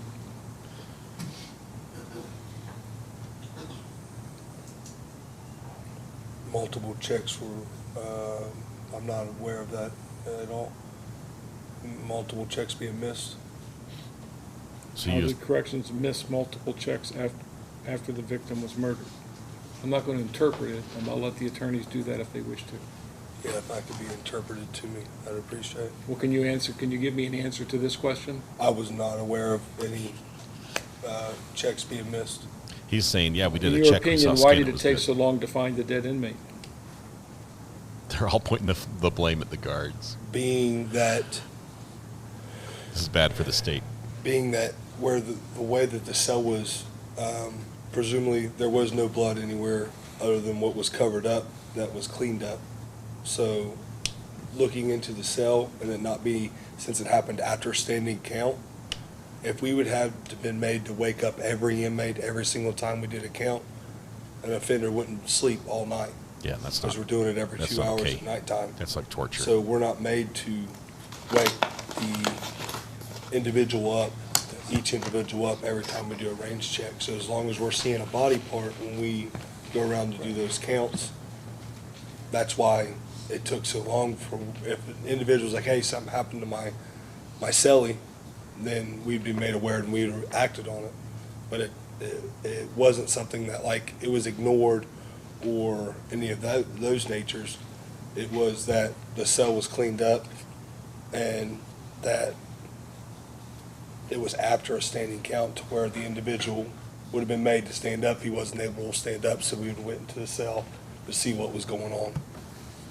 Are the range cameras actively monitored during daytime or when the inmates are free to roam? The cameras are on at all times, 24/7. Are they monitored? The question is, are they actively monitored? There's not an individual sitting and watching cameras all day, no. If you are not allowed in other cells when that was seen on camera, were they approved at that time? No. This if I was the Mr. defense, I'd be Weatherington happy is about this. shown with his pants on. It was presented that the white pants were off. Was he found naked? No. Who moved him to the top bunk? Was presented his pants were off. They were. To my knowledge, it was the individuals that were in the cell that that he had gotten into the altercation with. His inmate, Mr. Addison, didn't see him? I did not have any conversations with Mr. Addison, so I'm not. The jury is pointing the finger at the guards. All that went about on not seeing him or what was going on with Mr. Addison inside the cell. All right, any questions based on the jury's questions? Yes, Your Honor. So I just want to make sure with respect to, because I think you answered this, but, so Mr. Weatherington would have on December 6th, he was found on December 7th that morning, is that right? Yes, sir. So on December 6th, at 4:00 p.m., he would have had a standing count at some point. He would have had to stand up, and an officer would have had to have seen that he was standing and was okay. Yes, sir. Objection leading. Anytime, though, after 4:00, if I'm understanding your testimony correctly, anytime after 4:00, if he is laying in his bed and you can see a foot or anything hanging outside of the bed, is a corrections officer required to make contact, get verbal contact, have the individual get up or move or anything like that once we're past that 4:00 standing count? No, sir, not until the next 4 p.m. Next 4 p.m. count. Okay. Nothing further, Your Honor. Mr. Brenner? Actually, Your Honor, no, I don't have anything. All right, sir, you may step down. Please. All right, ladies and gentlemen, we're going to take a quick break. We'll say 15 minutes. It's 2:30. So remember my prior instructions: do not discuss or discuss the case with each other, or allow anyone to discuss it with you in your presence. Rise.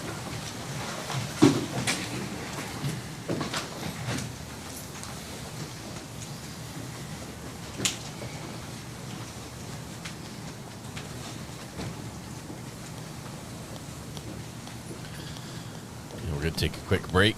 Let's see if we get a... Seems problematic. Just a couple things happened.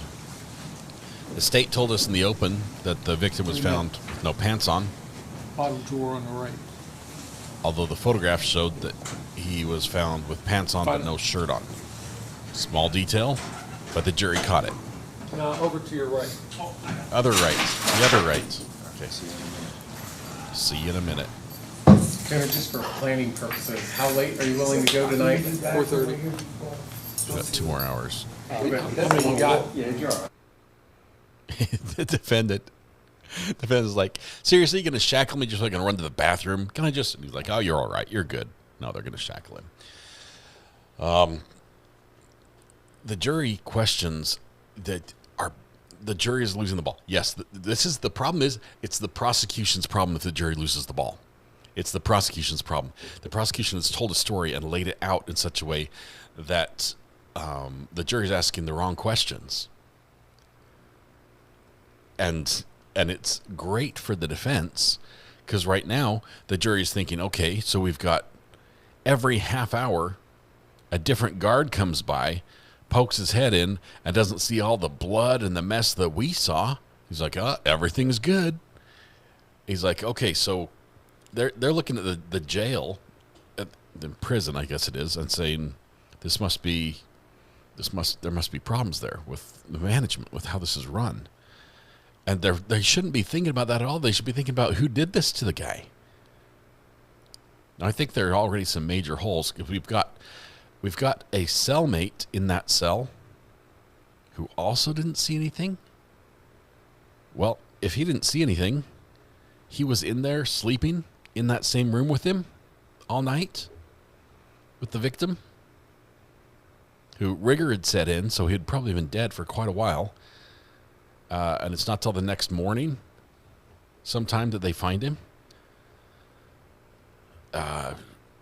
Okay, so reasonable doubt.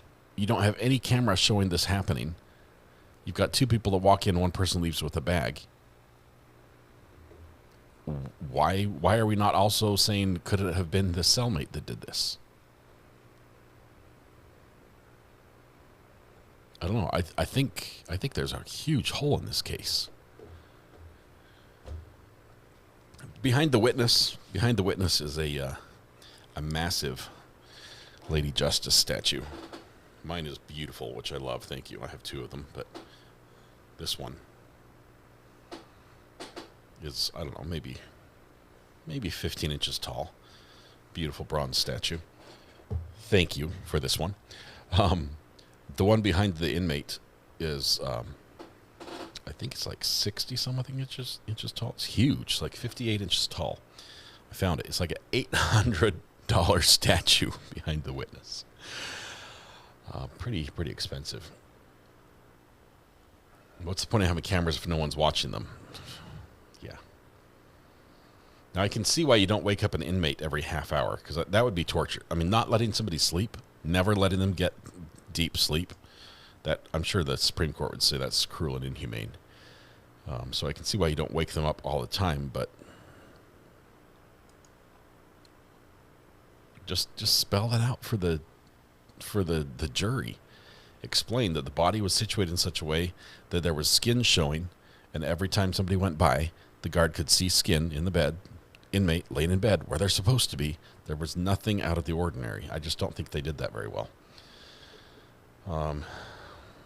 DNA from blood found in the defendant's thermals that were found in the trash.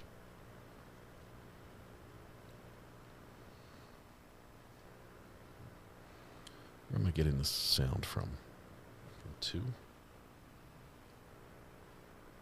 No. 3? No. 7? Yes, it's the court feed. The court feed's got a little noise to it. All right. It is a small courtroom. The cameras don't see into the cells, Barb.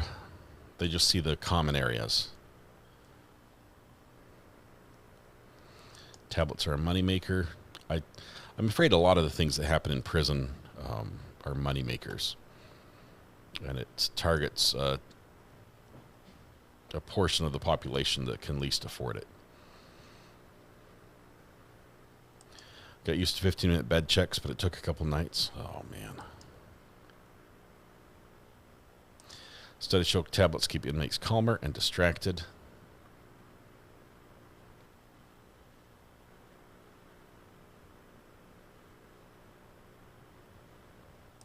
Daughter is showering, screams, singing to extremely loud music that's shaking my house. The shower, just the acoustics of the shower, it just resonates. If you don't sing in the shower, you should try it. I'm just glad they removed the 2 random chairs on the left side. Those were there for the jurors, the alternate jurors, or potential jurors.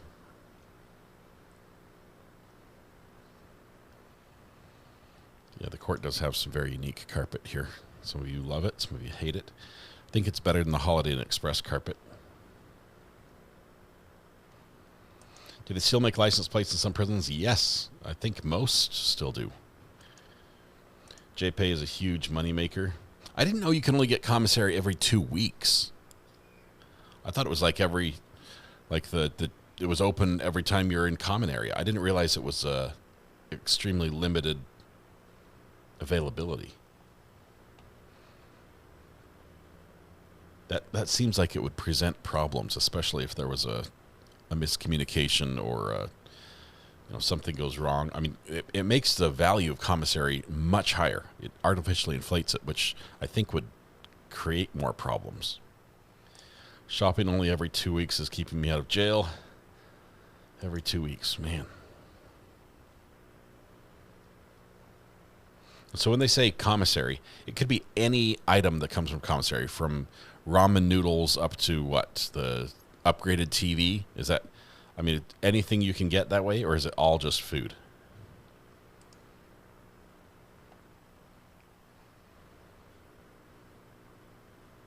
I'm sure there's a record of everything you buy.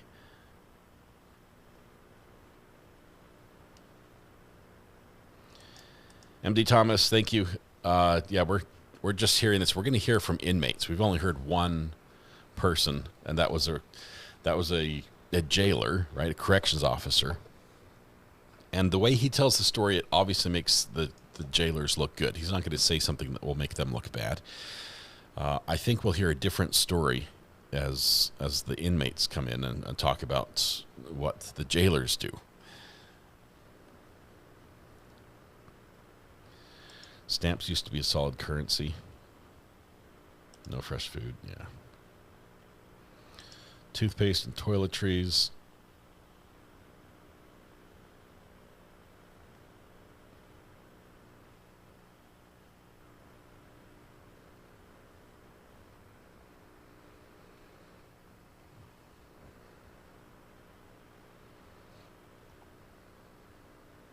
Commissaries, all those items.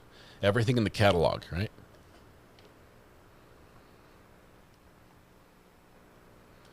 So if you were to buy, like, if you've got, I guess family puts money on your commissary, right? It's not like you're earning all that money on your own in jail. That the jobs you work in prison are just, they're super low paying. But if somebody puts money on your commissary and you buy the TV, is that TV assigned to you, and do you get to keep it when you leave? You know, after you've done your 5 years, it's like, do you get to keep your TV?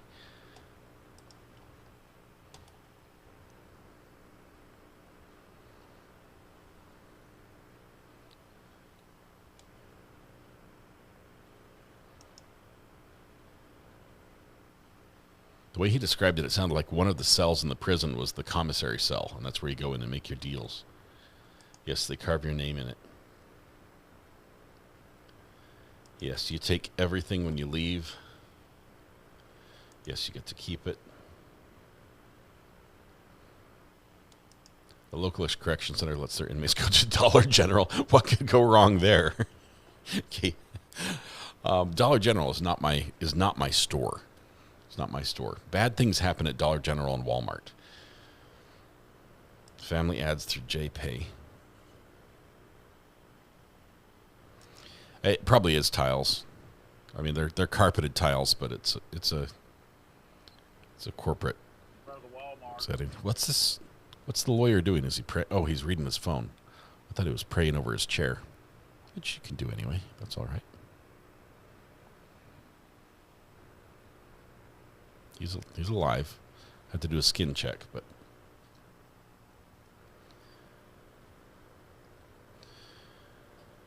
general population has a community TV unless you're on DP, and then you get your own.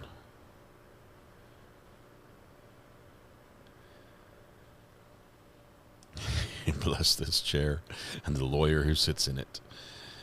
It's his chair.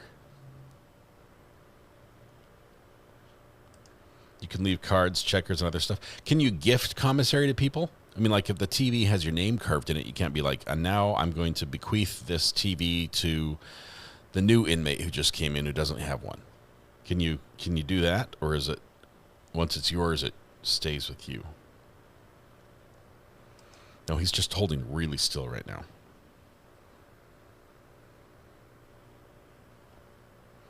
May it stay upright and never break.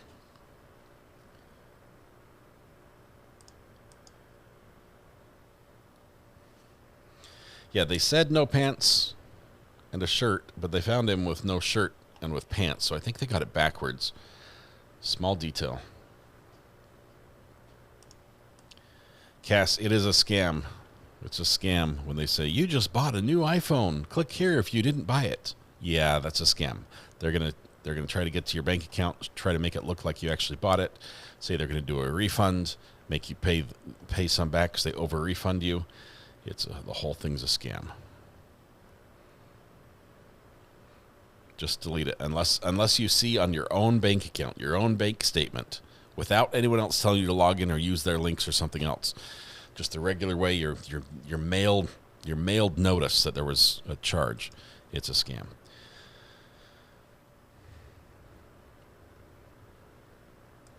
And Candy, we've got a couple people who count themselves as experts in this field. They've done some time.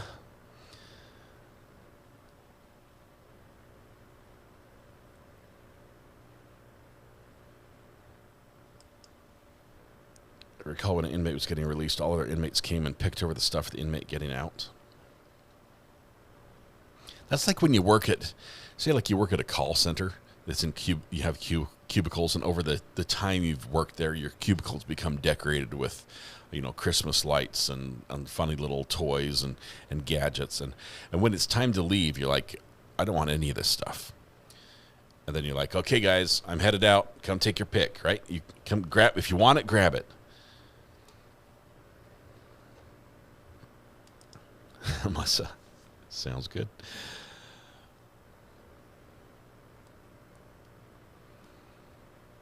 Scamming through any desk, yep.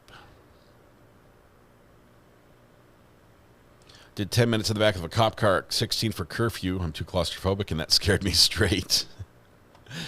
I'd be more worried about the phone call to the parents. I would think when you're released, one would not want to take anything with them and just leave that behind. People are coming in. We've got a next witness. I think she's the lady, the nurse on staff. She was the one doing CPR, I think.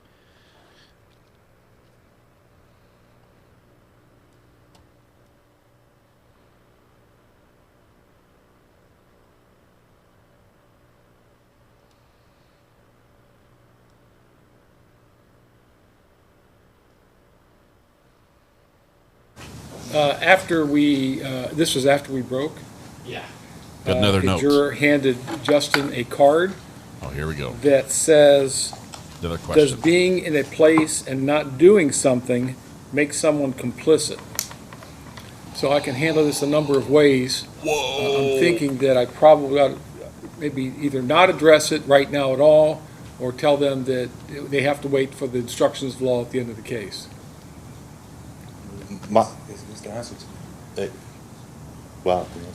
don't. But my advice, no. My thought, Your Honor, is let's wait till instructions at the end of the case and not address it at all right now. I think we can argue about that. I would anticipate that being a big part of our closing arguments at the close of everything. Ignore it? Yep. Okay. If I was the defense, I would be doing the happy dance of joy right now. We've already given them a heads up. Because this jury is basically writing this man's ticket to freedom, at least on this charge. He's going to be held on the 20 others that he's still convicted on. But they're basically saying, you've got nothing on him. You've got nothing. And they haven't seen the evidence. There needs to be more evidence. They'll see stuff.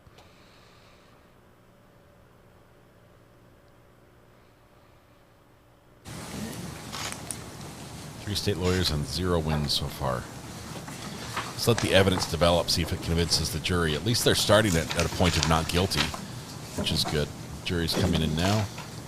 Gentleman in the back with the shirt with the logo has put a hoodie on over it. Might have been asked to do so.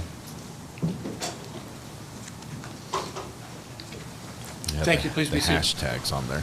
Call your next witness. State would call Jennifer Caponeri.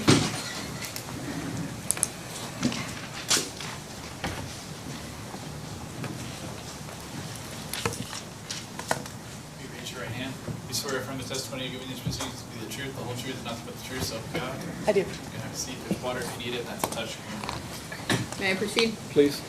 Good afternoon. Could you please state your name, spelling your last name for the record? Jennifer Caponeri, Capannari. And where are you currently employed? Lebanon Correctional Institution. In what capacity? Registered nurse. How long have you been a registered nurse? Going on 30 years. And how long have you been a registered nurse at Lebanon Correctional Institution? 25 years. What are your Alright, job there's a duties and nurse. responsibilities as a registered nurse at Lebanon Correctional? Pass medications, respond to emergencies, work with the doctor, nurse sick call. So all the typical nursing duties, just Yes. in a correctional setting? Yes. And you said you respond to medical emergencies that happen within the prison. Yes. What does that medical emergency response look like?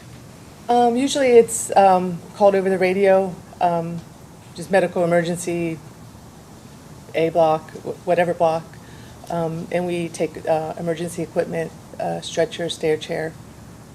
2 nurses respond to those. How long do you have to respond to a medical emergency? 4 minutes. And what are some examples of medical emergencies that you respond to?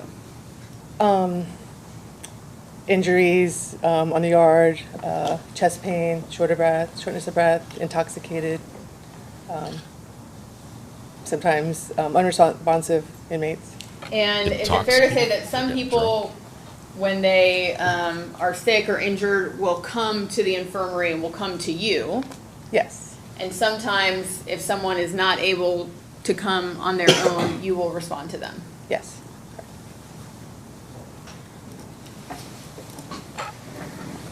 And so fair to say the medical emergencies that you respond out to could be anything from a heart attack to a violent assault? Correct. And everything in between? Yes. I want to turn your attention to the morning of December 7th of 2023. What shift would you have been working that day? First shift. And what time is first shift? 6 a.m. to 2 p.m. And were you called to a medical emergency on the morning of December 7th, 2023 in J Block? Yes. And you said 2 nurses typically respond in a medical emergency? Correct. Did 2 nurses respond that morning on December 7th? Yes. And what equipment did you respond with that morning? Stretcher, stair chair. The stretcher has this emergency bag, AED, oxygen. And what do you observe as you arrive to the second range of J Block? Where is the victim located? He's located in his cell on the, I believe, top bunk. And was that victim identified as Marquise Weatherington? Yes. I'm going to show you what's been previously marked and identified as State's Exhibit 1 and ask you if you recognize this photo. May I approach, Your Honor? Yes. Do you recognize that photograph? Yes. And is that a fair and accurate representation of what you observed on the morning of December 7th? Yes. Permission to publish, Your Honor? Yes. So this is State's Exhibit 1. What are we looking at in State's Exhibit 1? Mr. Weatherington as he appeared when I got to the cell. So this is the position he was in when you arrived in the cell? Yes. And what is the first thing you do when you arrive and observe Mr. Weatherington? We would check for pulse and breathing, which was not. Were there any signs of life apparent when you arrived? No. Did you place an AED on the victim? Yes. What is an AED? Automatic external defibrillator. What does it do? It analyzes the heart rhythm and potentially can shock the person and bring back a normal rhythm if it's certain arrhythmias. Okay. Did you place the AED on the victim, Mr. Weatherington, while he was still on his rack? Yes, I believe so. And what, if anything, did the AED advise? No shocks were advised, so there was nothing to shock. What other observations did you make about the victim as you were placing the AED and waiting for it to advise? Just no signs of life, and he was cool to touch. Based on your training and experience, what is that indicative of? He's gone. He appeared deceased. Are you, as a registered nurse at Lebanon Correctional, are you able to make the determination that he is deceased? No. Are you required to attempt life-saving measures until EMS arrives? Yes. Was EMS called on the morning of December 7th? Yes. And with his position on the top rack, Sort of like a pacemaker? is that very conducive to performing life-saving measures? No. The officers got him down and we initiated compressions. Okay, so he was placed on the floor? Yes. Leone H. OG. And Thank you initially, was he placed on the floor in the cell? Yes. And that wasn't really what Right, he- yeah. At a certain point, we moved out to the range just to have room to work. Okay, I'm going to show you what's been marked and identified as State's Exhibit 2 and ask you if you recognize what's in that photograph. That is myself doing compressions and Nurse Quincy bagging. Okay, and is that a fair and accurate representation of what was occurring on December 7th? Yes. So this is you here, Yes, and you're giving chest compressions at this time, correct? correct. And you said Nurse Quincy, is she who responded with you that morning? Yes, And she's the one with the bag? yes.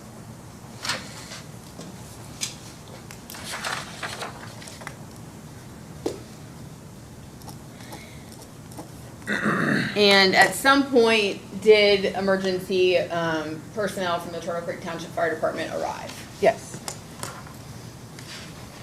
Did you provide them with any information so that they could make their assessments? Just that we had responded, he had no signs of life, and there was no shocks indicated during the time that we were, during resuscitation efforts. Okay. I could have just one moment, Your Honor. I have no further questions. Cross? Briefly, Your Honor, thank you. Good afternoon, ma'am. My name is Andrew Brenner. I represent the defendant. I just have a couple of questions for you. So you had said that you've been an RN at Lebanon Correctional for 25 years? Yes. Okay. And did I hear you say that you have 4 minutes to respond to a call for medical emergency? Yes. Okay. In your 25 years, and I know you're not going to have an exact number in front of you, how many times would you say you've responded to the aftermath of some act of violence in Lebanon Correctional? Let's see. Probably maybe once a month. Generally, they're chest pains, things like that. Okay. But An act of violence? you regularly Once a month? work first shift? Yes. Okay. So once a month or so, you are Yeah. responding to Yeah. some kind of injury. As an emergency, there's a lot that are brought to us for fights, so Okay. just emergencies, maybe once a month. And an emergency is when you're actually called out to the cell Right. block? Okay. And so once a month, that's happening? Yeah. Okay. I would guess. How often have you responded to a deceased individual, like with Mr. Weatherington? Probably 10 times. Okay. So it's fair to say that violence and even homicides are not unheard of in this facility? Correct. Okay. What kind of injuries do you typically see, resulting from fights or incidents or what have you? Most commonly broken jaws, broken hands, head injuries, concussions, things like that, but Okay. Common broken jaw? And you indicated that you performed chest compressions on Mr. Weatherington. correct. Do you know for approximately how long? Maybe 10, 15 minutes-ish. Okay. That's exhausting. Your Honor, I don't have any further questions. Any redirect? No, Your Honor. All right, ladies and gentlemen, if you have any questions for Nurse Caponari at this time, please reduce them to writing. Do not discuss or display any proposed question with any other member of the jury. Everyone must turn in a card. Everyone has to turn in a card? Let me go private again. Let's count this one. Number 5.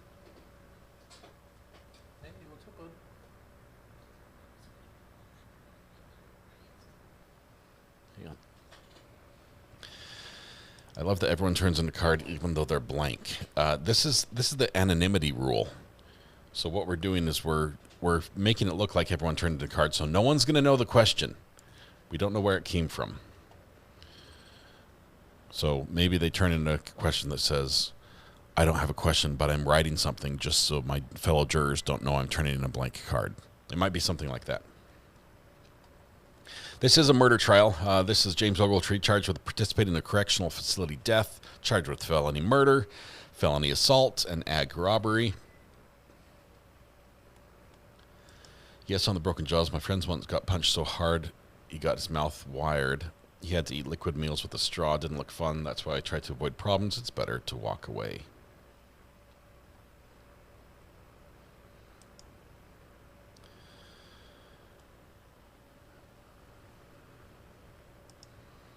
Balo Bird, welcome back.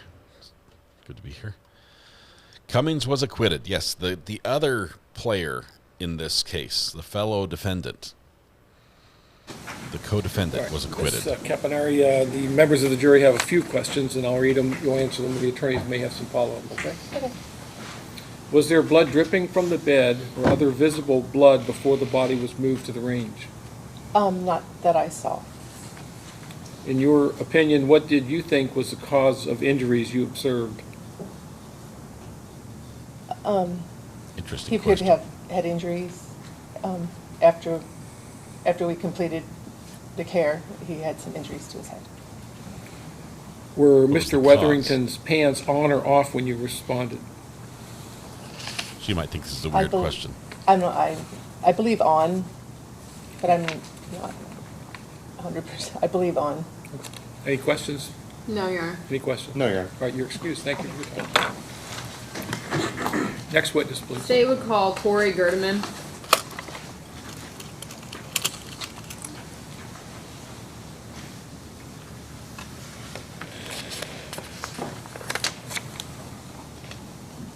Probably another corrections officer.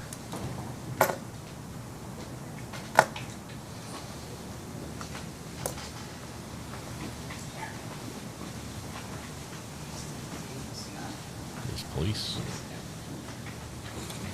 Raise your right hand. You swear affirm the testimony in these proceedings to be the truth, the whole truth, and nothing but the truth, so help you God? That's what. Have a seat. Water if you need it. That's In the opening statement, May I prosecution proceed? said he had no Please. pants on. Please state your name, spelling your last name for the record. But then they found him Corey with pants on. Gerdeman, last name Gerdeman. And where are you currently employed? I'm Captain for Turtle Creek Township Fire Department. And are you a firefighter paramedic? I am. How long have you been with the Turtle Creek Township Fire Department? A little over 3 years. And can you give the jury a brief explanation of the training that you have that qualifies you to be a firefighter paramedic? Sure. So as a level 2 firefighter, which is required for our department, that's a minimum of 240 hours of hands-on and classroom training with a requirement for so many continuing education hours every 3 years in between our license renewals. Paramedic is a 1.5 to a 2-year program, depending on which school you go to. Requires a couple thousand hours of lecture, hands-on and field clinical training, as well as 97 hours of continuing education in between each license renewal window. So you mentioned license renewals. You have licensure as both a firefighter and a paramedic. That's correct. And you have continuing education requirements for both to maintain those licenses. That's correct. And you are currently licensed and current in all of your continuing educations, correct? I am.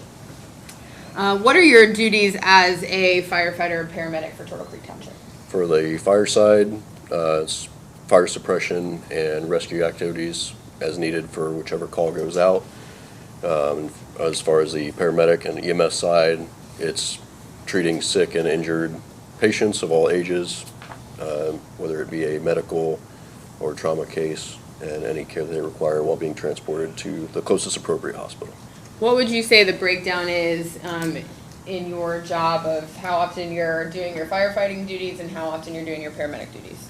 Our breakdown is approximately 20% fire-related calls, 80% EMS-related calls. And there are 2 prisons located within Warren County, is that correct? Correct. Do they both fall within the Turtle Creek Township Fire Department jurisdiction? They do. And how often do you respond to the prison? We average about 140 calls to both of the prisons per year. And what are those? What's the nature of the dispatches for those calls? It varies wildly from traumatic injuries to medical events such as chest pain, heart attacks, regular slips and falls, medical calls such as abdominal pain, nausea, vomiting, things of that nature. So it could run the gamut from somebody needing to go to the ER because they don't feel well to somebody's unresponsive after a brutal assault. Correct. I want to turn your attention to the morning of December 7th of 2023. Were you working that morning? I was. And what was your shift that day? My shift started at 6 a.m. and concluded 6 a.m. the following day. So you were at the start of a 24-hour shift? Correct. And did you receive a dispatch to Lebanon Correctional Institution on the morning of December 7th? We did. Do you recall approximately what time that dispatch came in? I cannot recall an exact time. I believe it was somewhere around 8 a.m. that morning. So shortly after, not too long after your shift had started. Correct. And what's your response time to the prison when you get a dispatch? Our average response time is between 4 and 7 minutes, depending on traffic and other factors. Where is your station located? It's on Route 741, about 2 miles north of Route 63, which is the state route that the prisons are on. And what information did you receive through dispatch on the morning of December 7th about what you were responding for? Information we received from dispatch was minimal. I believe it was for a unconscious person or unresponsive person. Now, when you respond to the prison, are you typically responding to the infirmary to pick someone up? How does that normally work if you're going for, let's say, someone who's having chest pains? Where do you pick them up at? The majority of our calls, we respond to the infirmary where their medical staff is taking care of the patient. Where did you respond on the morning of December 7th? That morning, we were advised to go to the cell blocks where the patient was still located. And what does that indicate to you based on your experience? And the calls there, if the patient's still in the cell block, that means their condition is so critical that their medical staff and officers have not been able to move them from their cell to the infirmary. What is the process that you go through when you enter the prison? I imagine it's a little more difficult than just walking in the front door. Yes, we go inside, meet with the front desk staff, and then we have to be escorted by a corrections officer through their entryway and their gate procedures, and then get escorted the entire way to where the patient is located.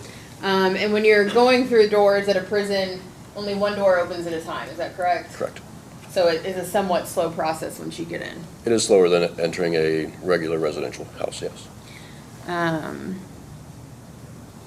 So when you arrive to the cell block and begin your evaluation of the victim, what do you observe as you arrive at the cell block? So we arrived at the wing that the patient was located. We were escorted up to the second floor catwalk where we could see the patient had been pulled out of the cell and their medical staff was attempting to provide aid. And was that patient identified as Marquise Weatherington? Yes. What information are you provided by Lebanon Correctional Medical staff when you arrive?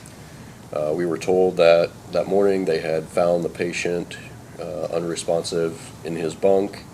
They attempted to remove him from his bunk and get him on the floor to further assess him, found that he was not breathing, had no heart rate, and then tried to move him out of the cell. That way they could begin care, including CPR. Was an AED present on Mr. Weatherington when you observed him? There was. What is an AED? AED is an automated external defibrillator. And what does it do? So that is designed to take a disorganized electrical rhythm of the heart and deliver an electric shock to turn that back into an organized electrical rhythm. Will it shock if there is no rhythm in the heart? If there is no electric activity, it will not advise a shock. So it doesn't try to start something which has stopped, it just tries to fix something that's not beating correctly. Correct. What observations did you make about Mr. Weatherington when you observed him? When I first approached the patient, I saw they had been doing CPR, they had the AED attached. The patient had a large amount of blood, both dried and still liquid, on him as well as the floor behind him. He was also noted to have some injuries to his head and face and the side of his head. Also noticed that his fingers and lips appeared to be blue in color or cyanotic, indicating that the patient was hypoxic or had a lack of oxygen in the circulating blood. And also noticed that there appeared to be signs of blood pooling, called dependent lividity of the patient, indicating that he had not had a circulating blood volume for some time. What observations do you make of the area around the victim and what you can see in the cell? I briefly looked into the cell just to get a glimpse of the surroundings. I could see what appeared to be blood on the railing of the bed where they said the patient was found, as well as on the floor appearing to be where they move the patient away from the beds into the catwalk. Do you do your own check for signs of life? We do. I approached the patient as they were giving me the brief history of the things that they had done. When I felt the patient, he was cold to the touch. Limbs also appeared to have become stiff, also indicating an extended period of time without a heartbeat. Based on your training and experience and your assessment of Mr. Wetherington on the morning of December 7th, was there any aid that you could provide? Unfortunately, there was no aid that we could provide due to the signs of an extended amount of time of being without a heartbeat. And so what did you do based on all of your observations and that opinion? Once we did our checks and according to our protocols, I got all the pertinent medical information from the facility medical staff. I called our dispatch center to get the current time and designated that as the patient's time of death. And was that 8 o'clock a.m.? Approximately, yes. Once a patient is declared deceased, what do? Do you transport them anywhere? We do not transport them anywhere if we have a pronunciation of death on scene. In this case, the patient was left within the custody of Lebanon Correctional Facility. We help with their information gathering as much as we can. If they have to take any statements from us, things of that nature, as well as anything else we can do with the medical staff. On occasion, we will help them move the patient from where they are in the cell block to get them in a spot that's easier for them to move them to their morgue. This time we were not asked to do that. They had enough personnel where they could effectively do that. If I could have just one moment, Your Honor. I have no further questions. Cross. Thank you, Your Honor. Good afternoon, Captain. My name's Ayden Brenner. I represent the defendant. I just have a couple of questions for you. Yes, sir. So I believe I heard you say you have roughly, on average, 140 calls to both prisons. Correct. So is that's not 140 for Lebanon and 140 for Warren. That's 140 total. For both combined, yes. What does that breakdown look like? Is it like 50-50 or more at Lebanon, more at Warren? I can't comment on every year specifically, Sure. only because I actually just had to complete an audit of prison runs. Great. In 2024, it was almost exactly split. It was 75 at one location and 73 at another. Okay. So. And so that's more than once a week. Correct. And so fair to say, have you personally responded to one of those prisons previously? Prior to this event? Yes. Yes, I have. Okay. And have you responded to incidents of violence at either facility previously? That have been reported as violence, yes. Okay. And have those been like emergency calls like this one where you go directly to the cell, or were those where you respond to the infirmary? I have had both cases to where the patient was able to be moved to the infirmary prior to our arrival, and others that required us to go to the cell. Okay. So I believe you said, according to your recently completed audit in 2024, there was 75 at one facility, 73 at another. I believe you responded to Ms. Nicholson that some are, kind of more typical medical emergencies like chest pains or more ordinary medical emergencies, and others are as a result of trauma or violence. Correct. Of the 75 calls or so in 2024, what does that breakdown look like? How many were responses for violence? How many were responses for more anodyne, run-of-the-mill medical emergencies? I don't have that exact metric. It just wasn't part of the audit, but I can tell you that the calls for significant bodily trauma are significantly less than general medical calls. Okay. But you and your department have responded to traumatic violence, the aftermath, previously. We have, yes. Okay. So it's fair to say that there is violence happening at these facilities. There is. I would not call it a common occurrence based on the times that we've had to respond there to it, but it has occurred. Okay, very well. Your Honor, no further questions. Any redirect? No, Your Honor. All right, ladies and gentlemen, if you have any questions for Captain Berteman, please reduce them to writing. Do not discuss or display any proposed question with any other member of the jury. Everyone turns in a card. Hell in a handbasket. Running behind from packing my suitcase, but I'm here. 18 days until I'm cruising to Virgin Islands. It's going to be awesome. OG. Hell in a handbasket. And Camilla. OG as well. Thank you very much. We go private while the judge reviews the notes, and I eat my goldfish. But, yeah, during the opening, a couple of you went back and checked this out. A couple of you went back, and they during the opening, they said he was found by his cellmate with no pants. But he was found by the guards with pants. So either the cellmate is going to testify and say, I found him with no pants and I put the pants on, which is weird, but okay. Or the state misspoke. Either way, the jury's, at least one member of the jury is fixated on this and trying to figure out, it's like Pantsgate. You know, what's with the pants? What's with the pants? All right. That being said, let's see, I think we're at 3:12 right now. We've probably got a couple more witnesses. We'll see if we get to some of the inmates today. The problem the prosecution has is if they did misspeak, they can't just present and like, oops, I told you incorrectly. Your time is over.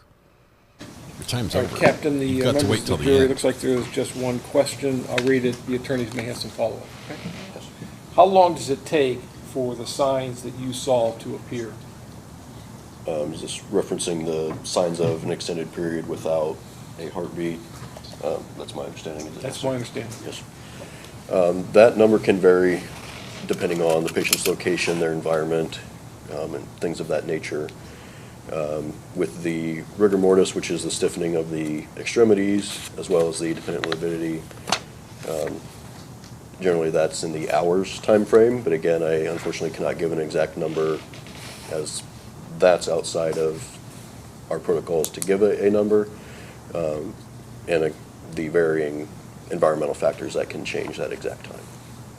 Any questions based on the jury question? No, Your Honor. No, Your Honor. All right, Captain, you may step down. Thank you. Sir. Call your next witness. State will call Shakis Hakeem. Shakis Hakeem. Ooh, that's a tough one. I'm glad I'm not a mod right now. You can do great with the spelling, Red.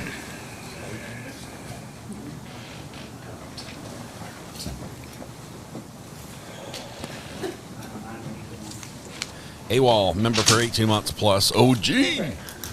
Thank you very much, my friend. Always good to have you here. I hear chains. We have our first inmate.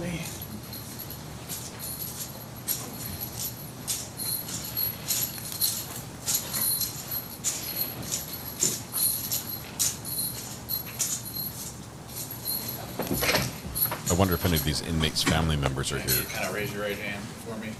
Swear affirm the testimony given in these proceedings to be the truth, the whole truth, and nothing but the truth, so help you God. What size jumpsuit is that? Oh, it's an XL. I see it. And that is a touchscreen if they ask. Proceed. Sir, would you please state your name, spell your last name for the record? Shakis Hakeem. My last name is spelled AHQKEEM.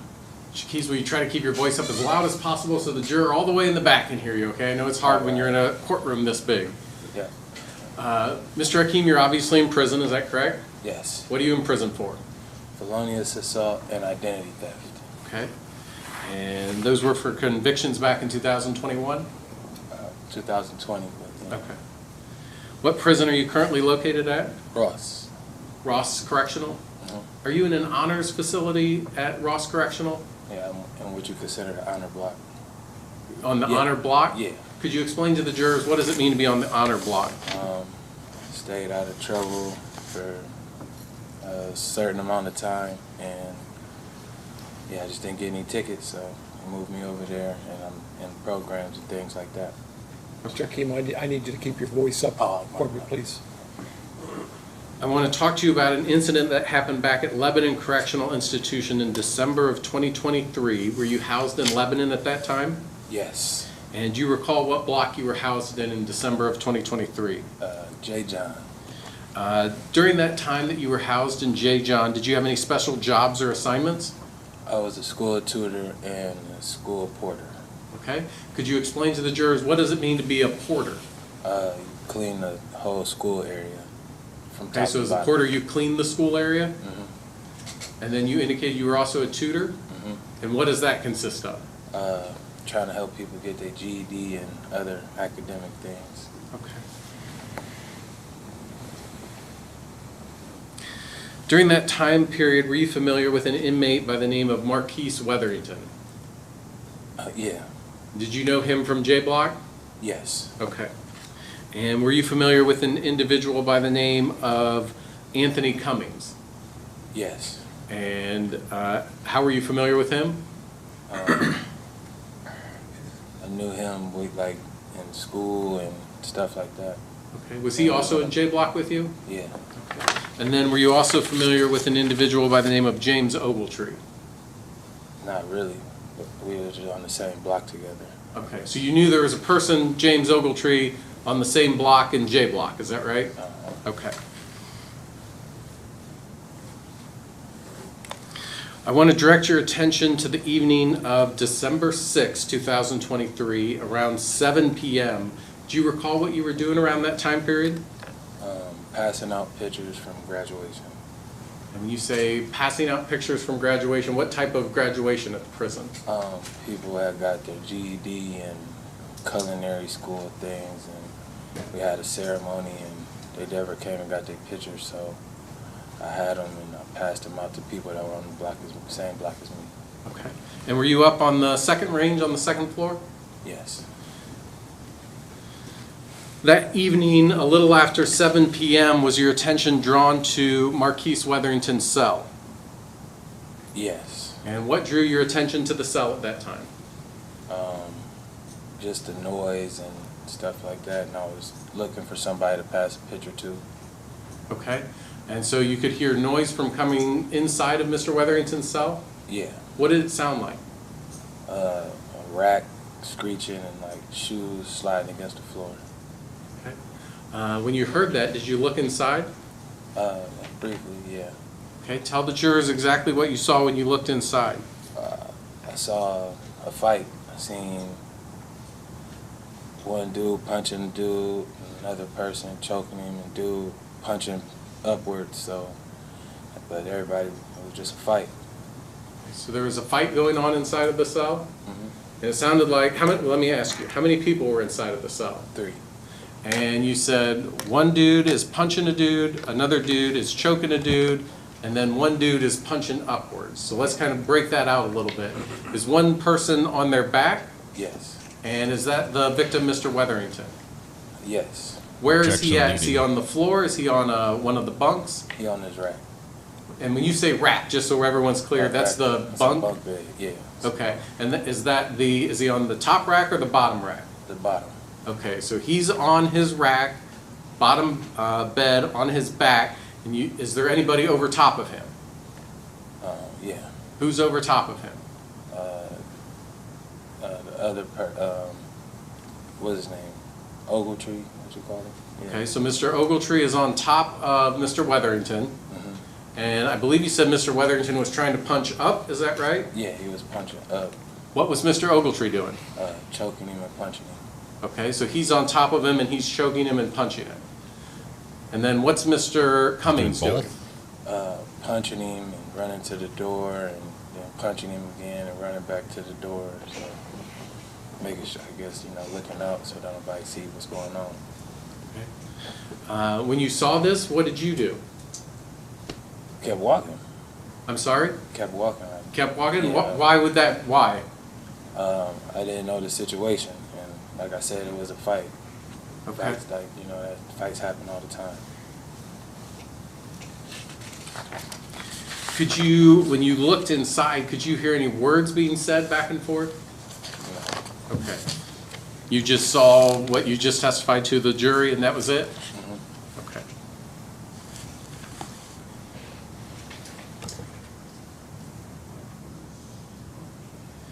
At some point in time, do you remember seeing Mr. Cummings exit the cell? Yeah. And do you recall, did he have anything in his hands, if you remember? Not that I know. Not that I was paying attention to. Okay, you're not sure if he was carrying something or not? No.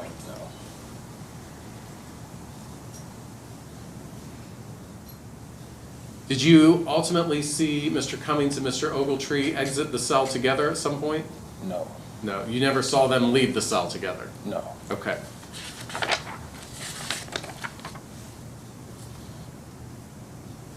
And then the next day, you learned that, well, let me ask you, did you ever tell a corrections officer about what you saw?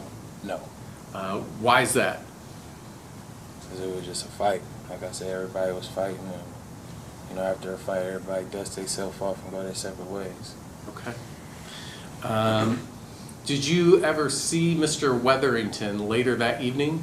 No. Okay. Did you ever see him that morning? No.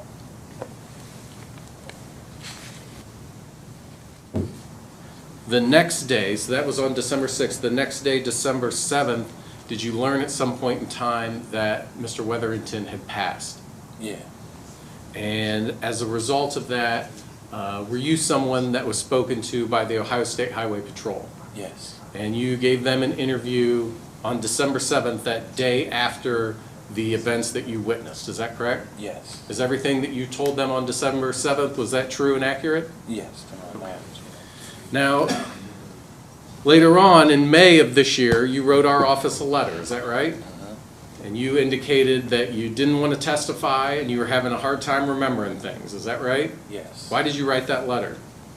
Because, one, I didn't want to be here. Two, I'm getting asked something that happened like years ago, and I had my own personal things that I was going through.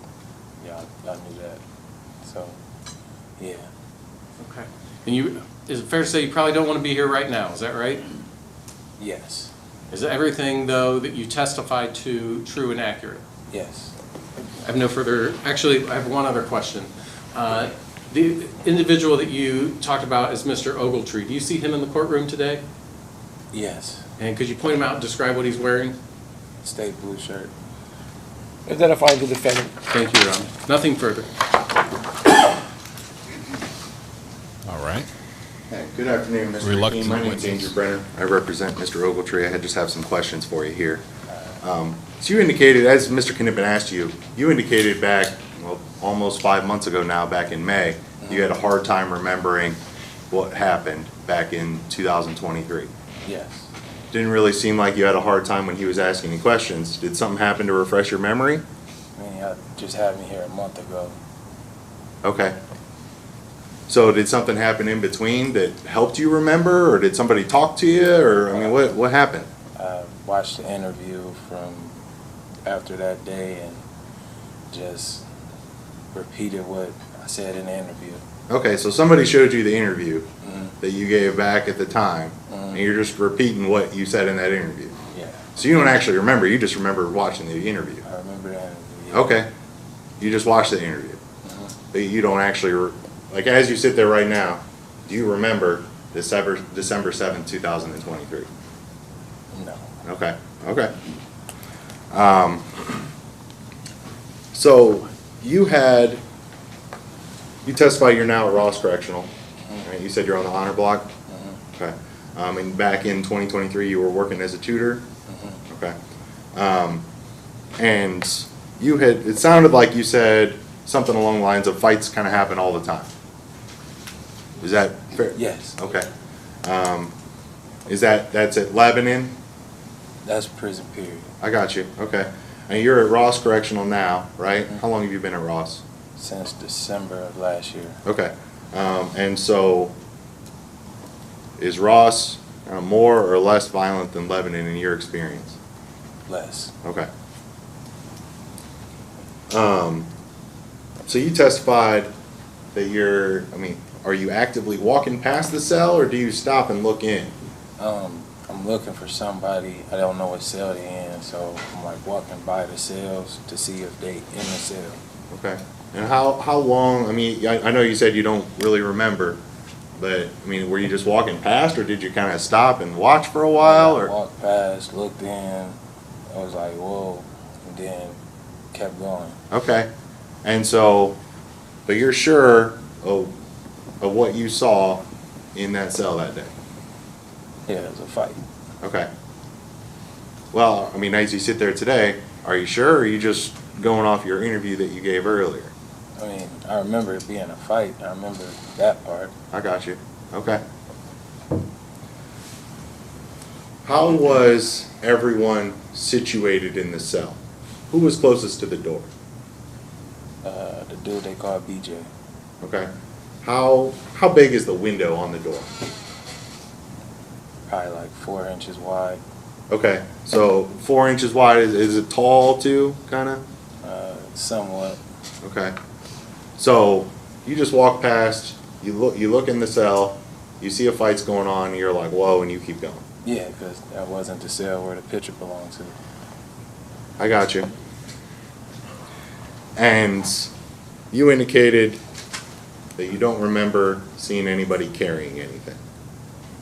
No. Okay. And so you walk past, you see there's a 4-inch window, you see a fight going on. You said that BJ is closest to the door. Where's everybody else? Fighting on the rack. Like on the bed? Yeah, on the bunk, yeah. On the bottom or the top? The bottom. Okay. And you could see everything clearly through that 4-inch window? For the most part. Okay. And how long were you at Lebanon? For years. Okay. How big are those cells?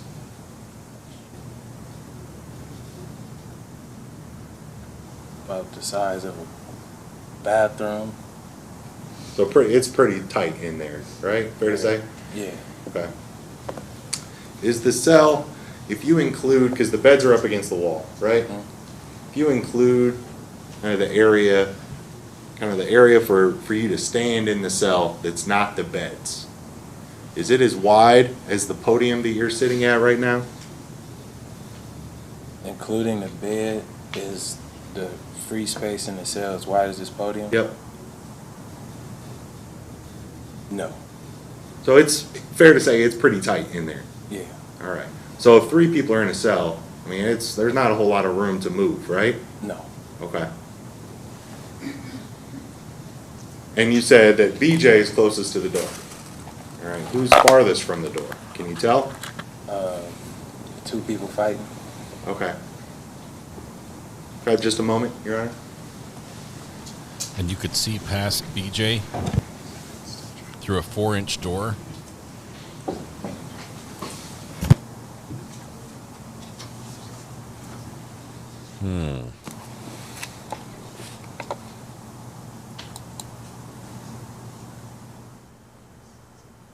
Clearly, he hasn't seen the size of the bathroom that we had in our house before we remodeled it. Because you wouldn't be able to fit a bed in there, even upright. I don't have any further questions. Any redirect? Have one moment, Your Honor.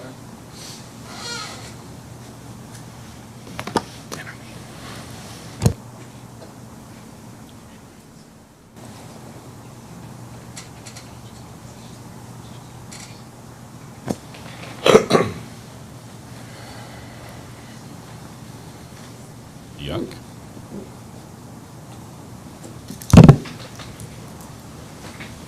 Just so I'm clear, when Mr. Brenner was talking to you about people's positions in the cell, do you remember that?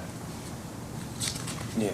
And he was asking you who was closest to the door, and you indicated BJ, right? BJ is Mr. Cummings, that's Anthony Cummings, right? Yeah. He was the one that was closest to the door, and it was Mr. Ogletree was the one on top of Mr. Wetherington on the bottom rack, right? It was Mr. Ogletree that was punching him and choking him. Yeah. And that's what you told the troopers back on December 7th, 2023, when it was fresh in your memory, right? Yes, yes, I apologize. And what you told them was true and accurate at the time. You have no reason to make up anything, is that right? Exactly. You don't know Mr. Ogletree? No. You don't have a beef with him that you're trying to settle? No. Okay. No further questions. Any recross? Briefly, Your Honor.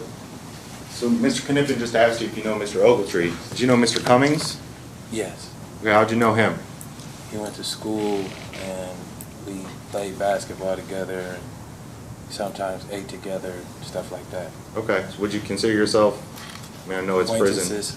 What's that? Acquaintances. Okay, but it sounds like you're eating together, playing ball together sometimes. I mean, right? You're maybe on your way to being friends. I don't.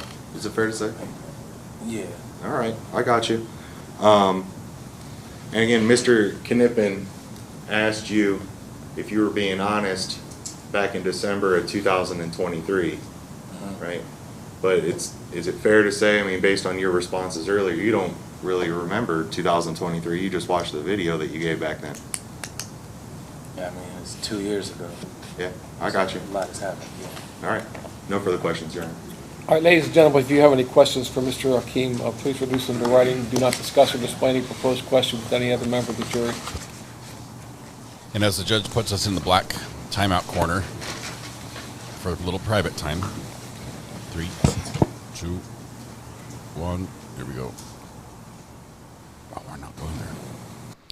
Oh, that was quick. We're counting it. Oh, we're counting that 2 times. He clicked the button twice, but we're counting it. That takes us up to 8 on our counter of private time. Boom, boom, real quick. Got a little twitchy on the finger. I caught it. Wouldn't want to be accused of having the count be wrong. This witness might have some credibility issues if he's got reasons to protect his friend, Mr. Cummings. Can't remember from 2 years ago.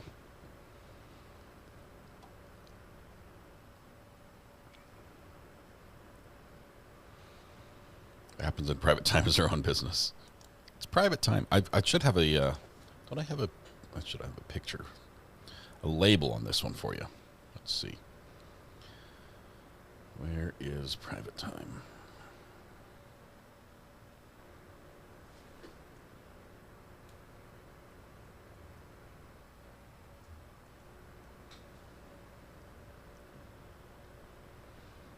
Okay, making the label right now.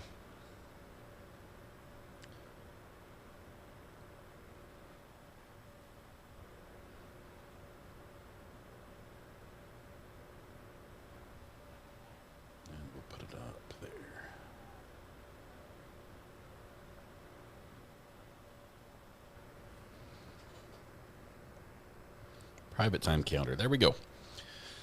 Now there's no no questions. Fixed it, Tyrone. Thank you.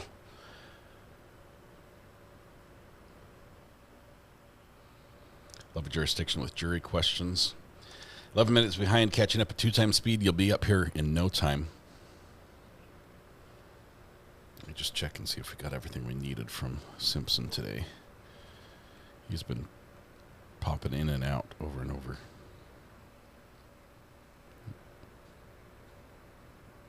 Quite yet.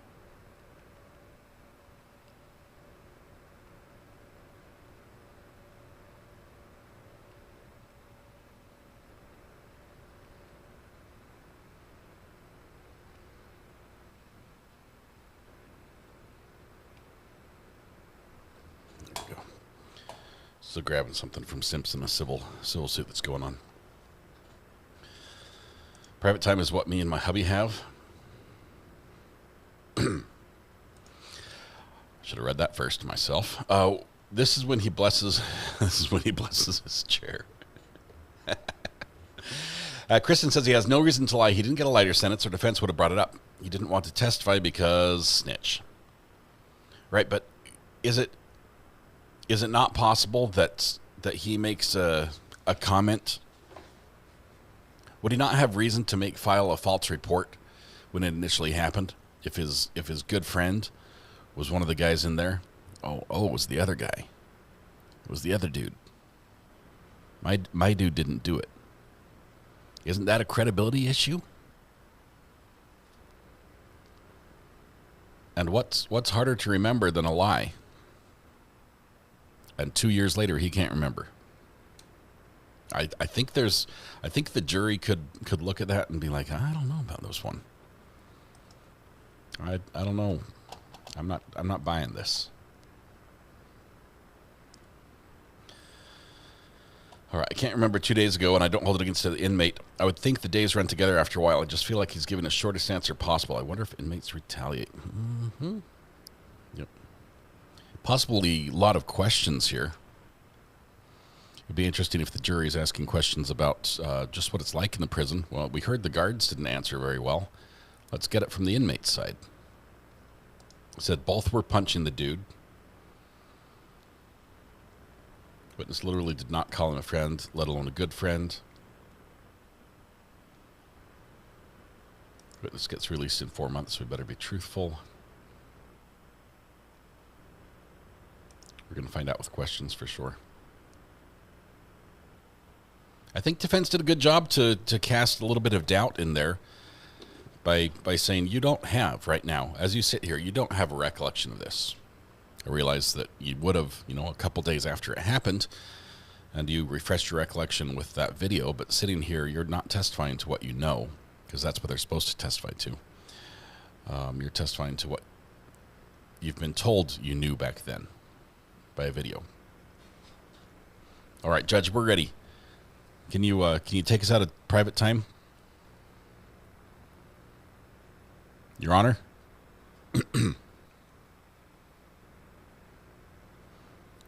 A judge? Come on. He forgot about us. Is the defense the same as Cummings? I didn't watch Cummings' defense. I know that he was found not guilty, though. Just a couple months ago. Did he have the right not to testify? He has the right to remain silent, or he has the right to testify. He has to choose one or the other because they're mutually exclusive.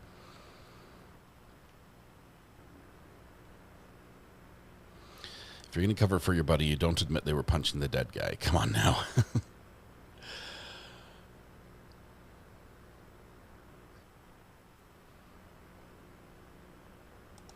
This is definitely above average. Might have to count it twice.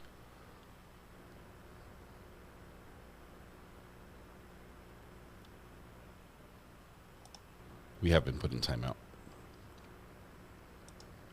Court legal timeout.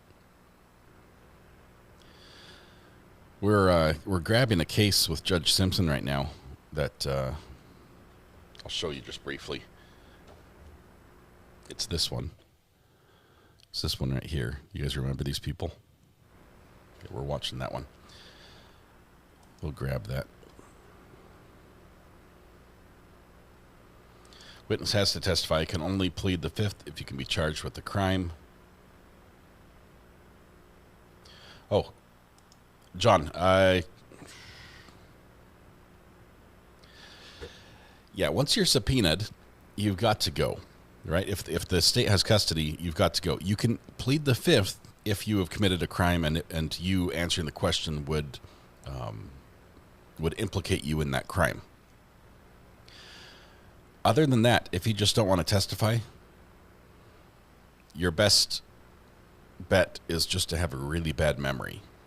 Because if you can't remember anything, it's no good calling you up to the stand.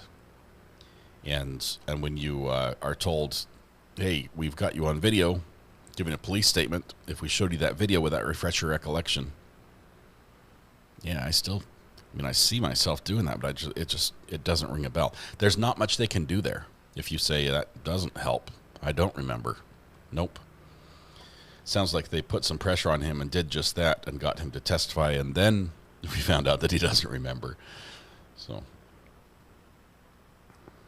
Cummings testified, but not sure about Ogletree, if they will or not.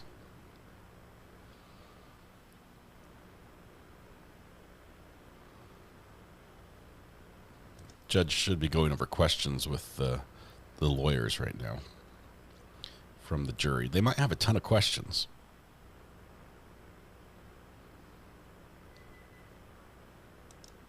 If you can't plead the fifth, you plead the I don't recall.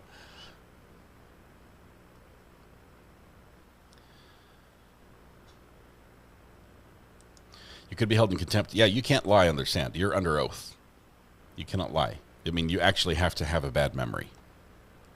I'm not telling you that's the right thing to say. I'm saying if you actually can't remember, that's your best bet.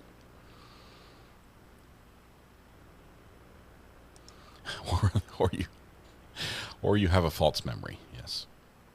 Guessing 8 or more questions, there's a lot of them. Probably some argument going back and forth about them as well. Don't think the judge forgot about us. We'll be back in just a minute.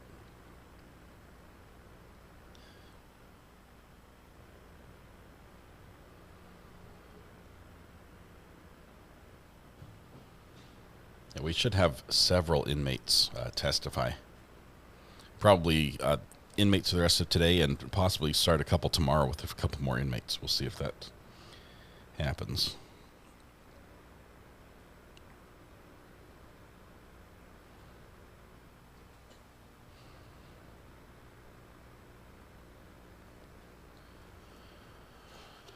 Well, Judge, I can't eat any more goldfish if you don't come back and fill the time with court. Judge Simpson has a long one, like a couple hours long, that we're grabbing the tail end of right now. So let's see. Let me see if it's actually all the way done or if it's continuing. I think it just ended a couple minutes ago.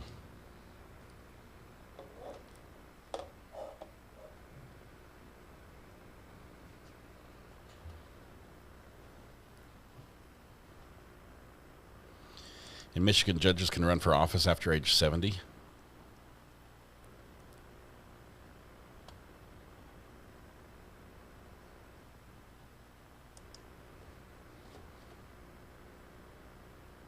You have a lot of omega-3s? No. None. None at all.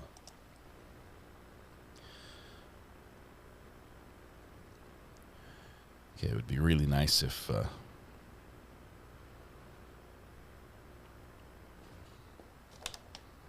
crank the volume down a little bit. It would be nice if the judge came back right now. Keep thinking about the old man that got put in jail for a messy yard. I was wondering if the town had the right to come together and help him out while he's in jail. That would be so nice. Is that allowed? The problem is he doesn't want it. He wants to keep all the stuff. So for him, that would be theft if they're taking it without his permission. Judge Middleton has to retire at the end of 26. Yes, it's terribly sad.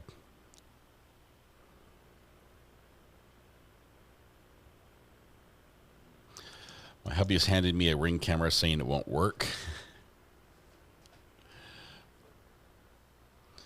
Jury had a zillion questions.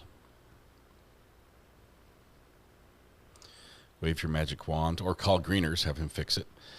Just wanted to share, I got my baby girl married Saturday. Absolutely beautiful bride she was. Still recuperating from a beautiful wedding date. Nurse Kate, congratulations on the daughter getting married. That is awesome. I'm sure a million amazing pictures as well. Oh, AWOL. Urgh. You run into this with some of the channels that do lawn care for overgrown yards. Once they've cited it and it's become like a infraction situation, the towns are like, you can't do anything. You have to just pay, or I think the goal is to get it declared as blight and condemn it so the city can take the property. I think it's just a grab like that. But terrible. Okay. Misconduct came down with a stinking cold. I'm sorry. So sorry. All right. Rebecca's on the phone. Just one second. We might be able... When she calls, the judge will come on. 1 second. Call from Bite Me. Bite Me. How are you doing? Hey, how are you, Scott? Great. Just waiting for the judge to come back. Usually somebody calling is the trick that makes that happen. I know. You'll probably have to hang up on me in just a second.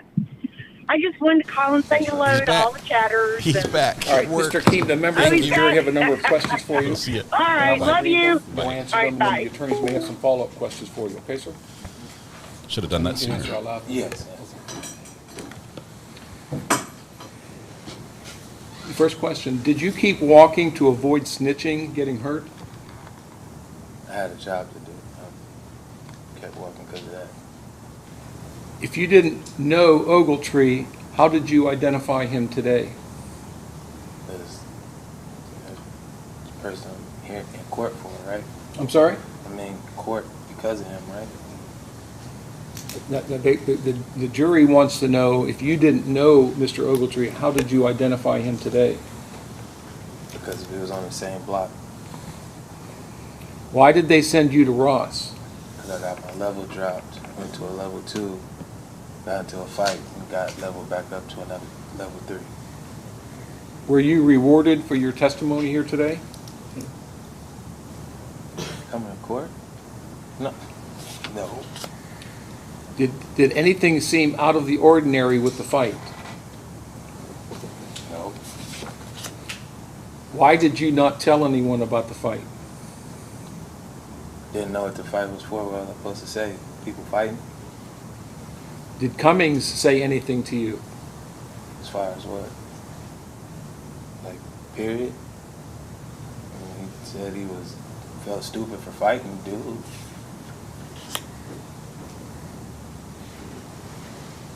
It seemed like you were unsure of who Mr. Ogletree was. Are you sure he was the one on top of the victim? Yeah. Were you moved to Ross because of your testimony? No, I went to a 2, then got leveled back up. Okay, I'm just reading. Yeah, I understand. Did you know what Mr. Ogletree looked like before you saw him that day? You know, I slept in the same block. I know everybody. Were you friends with Mr. Cummings at the time of the attack? I don't got friends, but we was pretty cool. All right, Mr. Yeah. Wow. This jury is on fire. Maybe not in a good way. I mean, like, might be burning, spiraling, sinking in a terrible way, but the jury is on fire.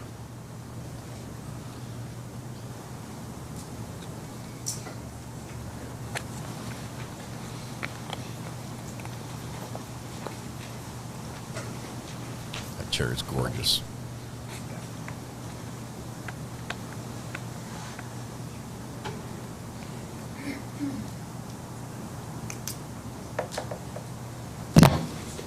Nothing, Your Honor. Any questions? Based on the jury's questions, Your Honor? Yes, sir. No. All right, you may step down. You're excused.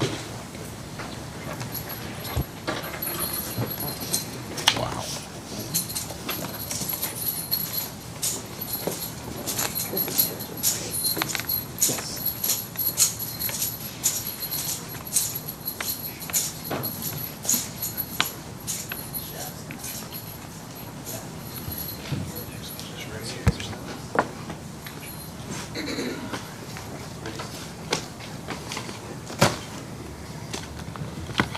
Next witness, Judge. Today we call Vincent Wicker.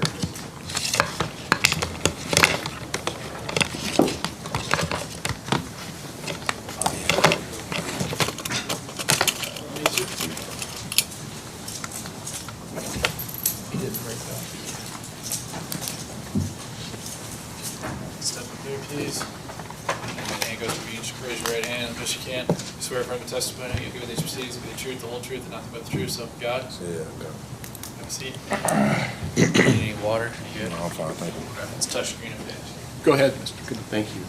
Sir, would you please state your name, spell your last name for the record? Vincent Wicker, W-H-I-C-K-E-R. Mr. Wicker, you're currently in prison, is that correct? Yes, sir. You were convicted of aggravated robbery and kidnapping back in 2017. Yes, sir. Back in December of 2023, which block were you housed in at Lebanon Correctional Institution? J. John. And approximately, do you remember how long you'd been in J. John? Like 60 days at that time. Okay. During your time in J. John, were you familiar with an inmate by the name of Anthony Cummings, nicknamed BJ? Yeah. And were you familiar with an inmate, James Ogletree? Not really. I've just seen him around. Okay, somebody that you knew from J Block? Yeah, he was I just from knowing him around, just around. Okay. Yeah. Do you see that person in the courtroom today? Yeah, brother. Did you point him out and just describe the shirt that he's wearing? Blue shirt. Identifying the defendant. Thank you. And then were you also familiar with Marquise Weatherington, sometimes goes by Stutters? Yeah, I was just familiar with all these guys because Lebanon's block small. I mean, you all in there all day, every day together, so you kind of familiar with everybody. Just because you don't talk to them don't mean you don't know who they are. Okay. I want to direct your attention back to the evening of December 6th of 2023. That evening, around 6:30, 7 o'clock, did one of the inmates come up and ask you to do something? Yeah, I was on the phone. with my wife. BJ put up on me and asked me to 6'5". I told him I would. I went and stood by the shower. So hold on 1 second. I want to stop you just because you said a lot of stuff there that not everyone may know. You said BJ came up to you and started talking to you. Is that right? Yeah, yes, sir. BJ is Anthony Cummings. I don't know his real name. I just know he's the one that came and talked to me. Okay. And you said he came up to you and asked you to do a 6'5"? Yes, sir. You want me to? What is a 6'5" mean? A 6'5" is where you watch for the police to let them know when they're coming to the cell. If they're doing a round, you just let them know somebody's coming. It's like basically like a watch out. To kind of alert people if the corrections officers are doing their range checks or anything like that? Yes, sir. Okay. So he asked you to do that. You agreed to do that. Yes, sir. Did he say where he was going or what he was doing? No, he didn't say nothing, man. He just said, hey, man, he said, hey, man, let me know when the CO's coming up the stairs. Just yell my name. I hung up the phone with my wife and just went and stood by the shower. Okay. And then when the CO came in, a CO was about to come upstairs. I went to the door and knocked on it to let them know they was coming in, and I went to the other side of the range, and that's all I had to do with it. Okay. So just so I'm clear. Wow. He makes this request of you. You go up, then you're on the second range, is that right? You're standing there by the shower room, sir. And you're watching out to see if the CO is going to come anywhere near the cell. Did BJ go into that cell with anybody? I was still on the phone with my wife. I told him to give me a couple minutes and I would be standing by the shower. So I don't know if who went in here with him. I just know when I went in there, I seen 3 guys in there, and that was it. I don't know. I just know, and then BJ came and hit me up later. And then the next morning, that's why we're here. You know what I mean? Okay. So he asked you to watch for the CO, and you agree to do that. Yes, so sir. you're watching, and you know he went into cell 2J3. Is that right? Damn, it was 3. I thought it was like 6 or something. Okay. Fair to say, do you remember which one it was? No, it's been so long ago. I forgot about all this thing until you came and talked to me the other day. Okay. So it's kind of like still in my, you know what I mean? So you are watching out for the CO, and at some point you go and knock on the cell door. Yes, sir. What's the reason that you go knock on the cell door? Because the CO was coming up the steps. And I was just doing what I was asked to do. When you looked in the cell, what did you see, if anything? Just some commotion. There was 3 people. I don't know if you guys know anything about Lebanon, but their cells is like literally littler than a closet. So you really can't tell or nothing. Just 3 big ass dudes. Sorry for my language. 3 big people in a cell. It was just commotion. I didn't see nobody, hear nothing. I didn't hear nobody yelling. I just seen commotion, and I just figured it was best for me to get away from the door. And that's when you see me on camera walking around the range. When you say commotion, what do you mean? Like just movement. I wasn't there that long. I just peeked in and said, hey, the police coming, and bounced. It wasn't like I was there like, you know what I mean? So all I saw was commotion, like tussling, you know what I mean? Something like that. But I never knew nobody was going in there with him. I never knew what they was doing. I just know they was asking me to 6'5", and I said I would do it for them. Okay. And you saw 3 people in there tussling with one another. I mean, I can't say that for a fact, but I just know there was 3 people in there with commotion. Okay.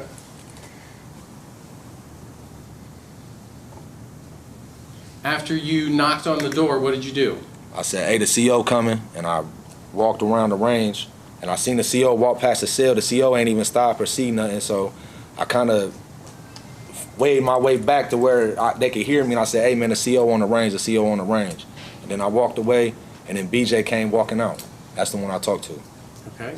What conversation did you have, if any? He came to me, he's like, hey, what's up, you hungry? And I said, yeah, and that's when he handed me a soup and a fish. You can see that on camera. He had it in his hand. Okay. Did you later see BJ and Mr. Ogletree exit the cell together? No, I didn't see them exit the cell together. I just know BJ came out with some food, and then I followed BJ down to his cell as we was on the same side. And then, I mean, I don't know. It's been so long since I seen the camera footage, and since it happened, Joe, I'm sorry, but I just can't state just nothing on record. But it's somebody's life. You feel me? Sure. But you do, is it correct, you remember being asked to be a lookout? Yeah, I do remember that. You knocked on the door. Knocked on the door. You see 3 people in there tussling. Yes, sir. You see BJ come out with food. Yes, sir. Okay, one moment, Your Honor.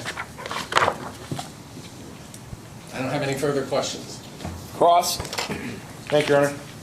All right, Mr. Wicker, my name's Andrew Brenner, and I represent Mr. Ogletree. I just have a couple questions for you here. Yes, sir. Correct me if I'm wrong, I think you said something like you forgot all about it until you came to talk to me about it. Yeah, I mean, it's not like I just think about something every day. You know, I never had no court papers. Nobody's came and talked to me. Nobody, you know what I mean? It's been 2 years, so it's not like it's just been something on my mind. Who came to talk to you? The prosecuting attorney. Okay. And you said it's been... In Ohio State Patrol. I forgot. Okay. Ohio State Patrol. And you said it's been so long since you saw the video. No, I just seen a video the other day. Who showed you the video? The prosecuting attorney. Okay. That's how I know what to say today, because I just saying what I got on camera. That's the only thing I did. I got you.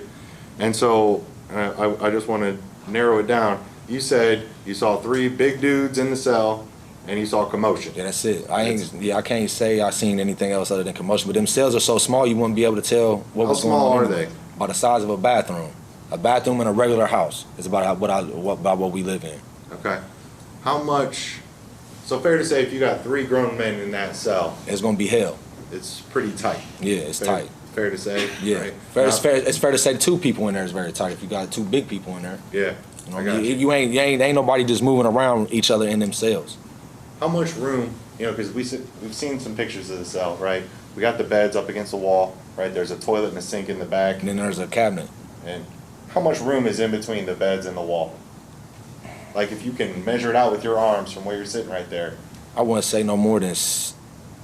I'm handcuffed. Oh, you're handcuffed. It's probably. Is it as wide as the podium you're at right now? Yeah, it's probably about that. It's just enough for one person to move around at a time. I got you. So if there's 2, I mean, can you even really get past each other? No, I mean you gotta excuse me, bump me. Yeah, you know I what I got mean? you. You know what I mean? Like try to brush past you, or somebody goes in the corner and you can get it. It's just I don't know. It's messed up where I live at, man. I got you. Are you still at Lebanon? Yes, sir. All right. And you indicated that BJ, who you believe is Mr. Cummings, told you to be 6'5", be a lookout. Yeah, he was just like, hey, bro, 6'5" for me real quick. I got something for you. I was on the phone with my wife. I said, all right, bro. I said, babe, let me call you back. She started yelling at me. That's why it took me a minute to get out of the phone room. She started yelling at me like, you always taking time for them. You living there with them all day. So it was just. I got you. You're dealing with it on both ends, right? Yeah, I hear you. So, I'm sorry. Did you ever have any interaction with Mr. Ogletree? No. All right. He didn't say anything to you? All right, you didn't see him? I mean, I'm not saying I didn't. I mean, I didn't see him because there was. I mean, I can't point a man out saying that he was in whatever. I just know for a fact that there was 3 people in there when I looked in the window. Yeah. And that's it. I said, hey, the police coming, and I took my happy ass around the corner so I didn't get in trouble. I got you. How big is the window on that cell? 2 foot. 2 foot tall? Nah, 2 foot wide. Probably maybe 2 rulers. Maybe 1.5 rulers wide. Okay. And probably like. All right, I got you. I don't know. It's little. They're not big windows. It's not as wide as the cell. No. Is it even half as wide as the cell? No, it's like a third of it. It's like you could probably fit 3 windows in that cell. So it's like a little ass window. Like a slit. It's like the size of this computer screen, maybe just a little smaller. Okay. And is it taller than it is wide? Yeah, it's longer up. Yeah. Because there's like 2 of them, but it's like it would be like this computer upside down. Okay. Like standing on its side. Okay. So when you got 3 grown men in a cell that's that small, right? It's kind of as wide as the podium that you're at right now. Yes, sir. And you're looking through a narrow window. Is it fair to say it's hard to see anything going on? Yeah, it's that's what I said. I just seen commotion. I didn't know. I can't tell you exactly what was going on because I couldn't see it. I got you. Can I have just a moment, Your Honor? 6'5", officers or police officers are often referred to as 5'0s. 6 can be a couple things, like watching somebody at 6, you got my back, I've got your 6. It can also mean just 6 feet away, as in a 5'0 is 6 feet away. So that's what he's saying, 6'5" for me. Watch out for the officers. So, Mr. Wicker, I think, correct me if I'm wrong, you said something like BJ, who was Mr. Cummings, said something like, I got something for you. Yeah. Did you get it? I mean, did he pay you? Yeah, he just gave me a couple soups and a fish, and then we all got locked down. And then the next morning, everybody was on lockdown again, so I didn't get to see him again. But Okay. he gave me some food though. So, but he did give you something. Yes, sir. Did Mr. Ogletree ever give you anything? No, All sir. right. And so you're still at Lebanon. Yes, sir. How often do fights and violence and stuff like that go down? About 10 times a day, man. So it's constant? It's constant. It's the worst prison in the state of Ohio. I've been around all of them. Lebanon's the worst prison in the state of Ohio, hands down, living conditions and violence conditions. Okay. So we talking about gangs? Yes. We're talking about stabbings? Yes. He's spilling the Yes. Locking a sock? Yes. So Hot oil, we can go on the list. The list can go on in Lebanon. But it's all the time. It's all the time. Yeah, that ain't no. You ain't gonna go a whole day without a signal 3. All right. And what's a signal 3? A fight or a man down to where you gotta go to the block. I got you. And that's like a lockdown kind of thing. All right. And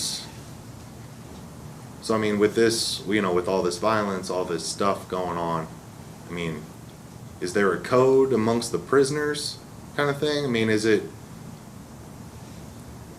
I mean, if this highway patrol or the investigators at the prison come and talk to you, are you supposed to say something to them or not? I mean, you don't got to. I mean, you're supposed to take somebody else with you for real. When you say take somebody else with you, what is as that? a witness, if you in a gang, you really ain't supposed to talk to the investigator without nobody else around you. You'll get beat for that. I got you. Okay. Now, there's drugs in the facility too, right? I can't speak on that. I don't do drugs. Fair enough. But have you seen it? Do you know about it? Yeah. All right. So there's all kinds of stuff going down. Yeah, it's just like you see on TV, man. All right. Probably worse. Fair enough. And just to clarify, right? BJ asks you to look out and then gives you some food after the fact. Yeah. All right. Did he say, hey, this is for whatever? He just said, hey, bro, go ahead. All right. Fair enough. Was it in a bag? How did he get They just handed it to me right then and there. Like, he went to his cell. I don't know. I just know he walked out with a bag in his hand. And then when we went down the range, he went to his cell, I went to my cell. I came back out, and that's when he handed me the food. All right. I ain't even asking for it. They just, you feel me, gave it to me. I got you. No further questions, Your Honor. Any redirect? No, Your Honor. All right, ladies and gentlemen, if you have any questions for Mr. Wicker, please reduce them to writing. Do not discuss or display any proposed question with other members of the jury. And we're back in private time. Add one to the counter. If I can find the mouse. Bing. 9. Favorite witness so far? Anybody? I just want to make your nominations. I'm gonna vote for Vincent Wicker. What a guy, man! I have no idea what he's in for. Obviously, he might be the worst guy in the world, and deserves every minute that he's spending in prison. But personality-wise, he's got it in spades, and he's not afraid to spill the tea. So, I mean, his wife, Mr. Cummings, the guards, prison life. He's got it all. Beginner crafter member for 7 months. Thank you very much. Yay, 7 months. That's great. And Chem Lady, 12 months. Made it to Orange. Congratulations, Chem Lady. Thank you both for being here. Wouldn't be the same without you. Thank you. For sure, favorite witness. Some good, pardon my French. He said it twice. That was funny. But not catching him in a snitch jacket. No. I believe old Vincent. I like him as a witness. He's very open. He may pay for it later. I don't know. I'm not sure. I don't think he snitched on anybody. He's like, this is what I did. That's it. I just watch for the cops. That's what I do. But, which technically, wouldn't that mean he's an accomplice? Isn't that the same thing? The lookout. Sorry for staring at the private. Zach, you're here for 5 minutes and you go there. Ag robbery or kidnapping out in 2026. Oh, he's almost done. Vincent Wicker's almost out. He'll be out next year. We are counting privates for sure. So, let's see. Make sure Simpson's all done.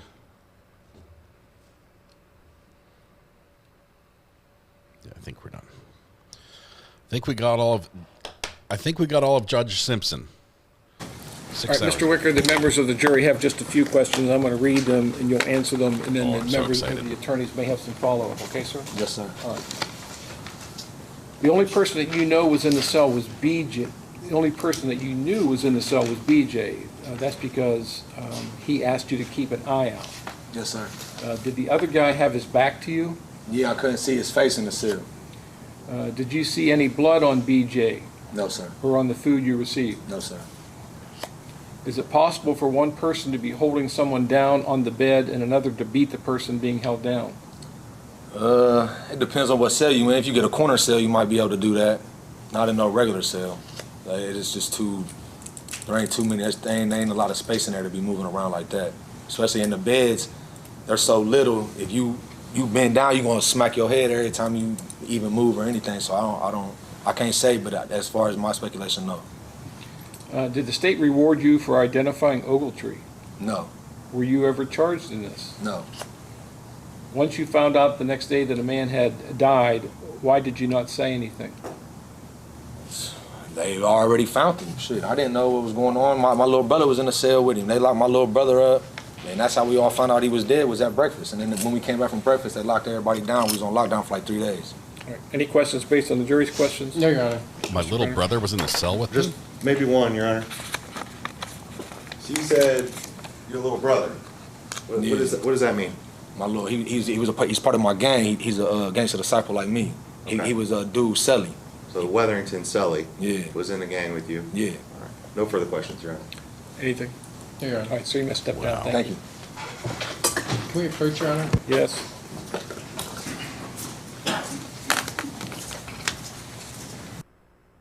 And add one to the private time. You guys haven't had this much private time in a while, right? He's part of my gang. Yeah, the prison brother.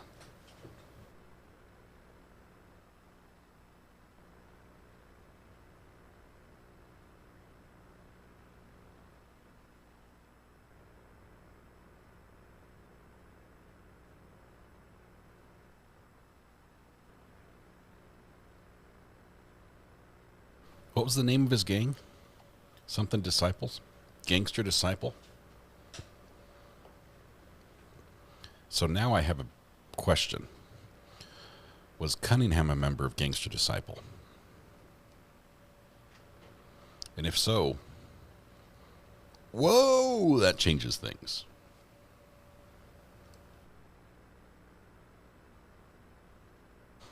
Stands for General Dynamics. I used to work for them, Linus. Well, actually, I worked officially for General Dynamics. All right, ladies and gentlemen, at this time it is 4:08, and the next witness is going to be probably longer than an hour. So there's going to be some video, I think, that's going to be shown with that person's testimony. So now would be a nice time to break for the evening, okay? Remember my instructions earlier about discussing the case with anyone or allow anyone to discuss it with you in your presence. This is especially important now when you go home and your family's going to want to know what you did all day. And you're describing a new experience. My instruction to you is do not open that door. Once you start talking about it, it's kind of hard to know where you can stop. So basically just tell them that the judge said I'm not allowed to talk about it and leave it at that. And then when the trial is over, then you can give them a full breakdown, full rundown of what's transpired here, okay? So that's my instruction to you. Again, no research, no discussion of the case with anyone at all. Especially now, you, tomorrow, Mr. H, with your daughter who's watching court at home. Docket in front of me. Hang on, I'll pull it up. By 9. Got a morning docket? All right, so I have, looks like three hearings at 8:30.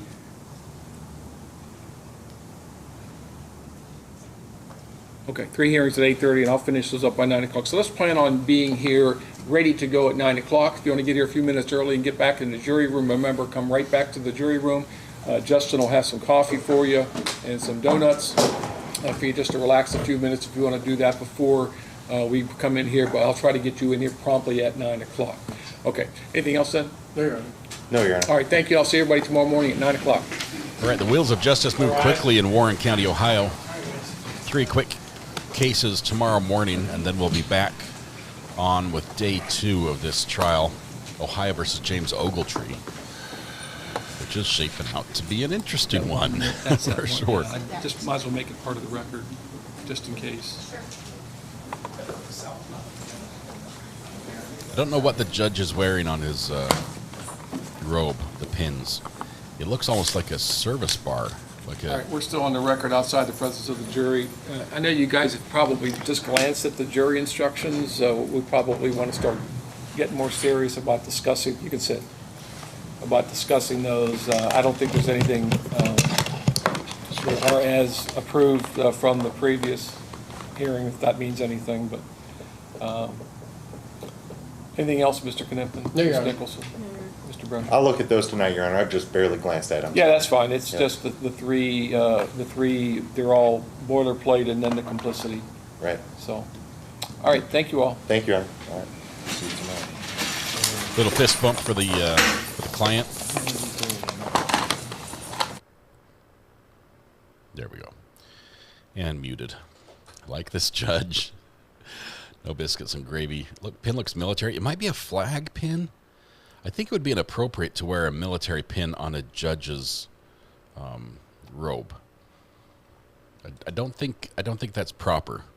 Military has rules about things like that when it comes to uniform and awards. So maybe you could have somebody who has some familiarity there weigh in, but not sure if a judgment of acquittal wouldn't work here. Well, what's going to happen tomorrow is some video, which we may or may not see. Takes his pencil, sticks that in there. Are you allowed to take it? No, he takes it back out. He's like, no, I'm not going to risk it. Not going to risk it, taking the pen. Would be nice to have it, but they'll go through my stuff and I'll get in trouble for contraband. Let's see. Who's tonight? Okay, first of all, last week I watched Rob on Law and Lumber going over the Escalara case. It was amazing. It was amazing. Loved it. Tonight, Ian Runkle on Runkle at the Bailey is going to go over the same case, and I cannot wait to get his take as well. It's going to be awesome. So that courtroom was bonkers. I think you pronounce Judge Tepe's last name Teep. Judge Teep. So it's Timothy Teep or TT. No, oh yeah, definitely T. Tim Teep. Tim Teep. Oh, I have to be careful what you say there. I about broke Rob. Rob's reaction was priceless. I was loving it. Although I learned a lot. Some of the stuff that I objected to, and I'm like, why are they doing this? Rob was like, that's permissible. That's the moral argument. It's like that's the whole thing about whether death penalty is moral or not. That's the argument. I loved it. So F&F was amazing. Runkle's got feelings for sure, which I can't wait to hear about. Christy's like, but it's Monday Night Football. It is, but that's why you have picture-in-picture. It was the worst defense closing we've ever endured. Ian will lose his mind tonight. I was dying with Rob's reactions. I can't wait. I want to hear Ian's Runkleisms tonight about this. It's going to be good. Stacy has the Jets tonight. Who else is playing?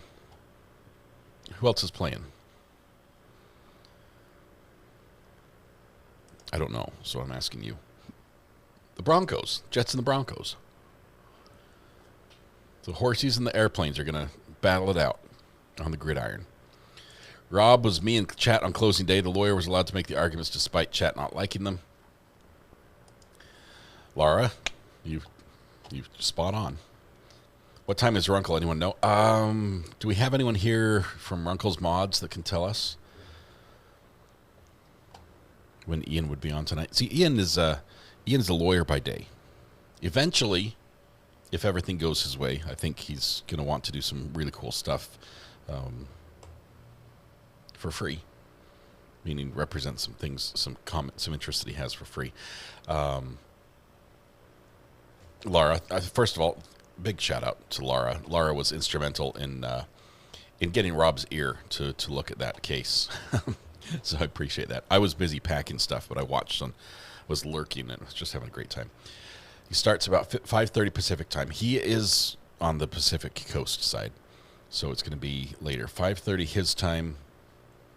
That's like 4 hours from now, right? He has a place out there. Then I'll portal to it. That'll make it easy. Okay, here's what we're going to do. When we end this one today, we're going to portal to Ian Runkles. All you have to do is like it and ring the bell, right? You can subscribe and ring the bell to Ian Runkles' channel. And then when he goes live, you should get a notification. Runkle of the Bailey.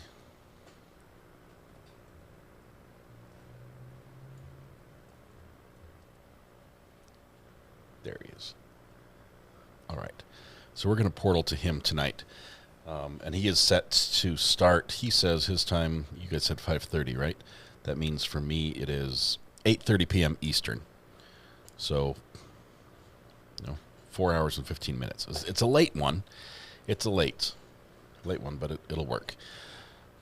It's worth listening to Ian. Ian will crack you up. If you haven't been there before, he's a Canadian lawyer. He's a firearms lawyer, and just a great guy. He's the Gandalf of LawTube.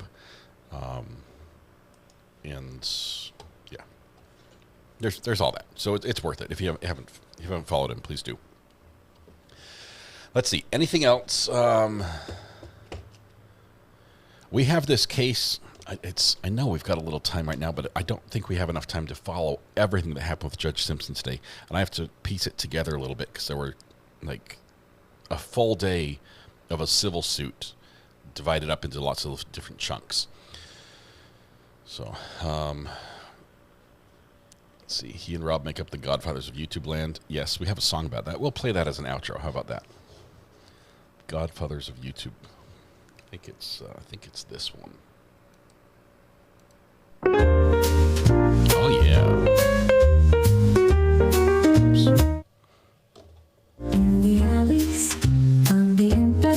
I'm gonna start it over. Hang on. Start it over because I skipped it.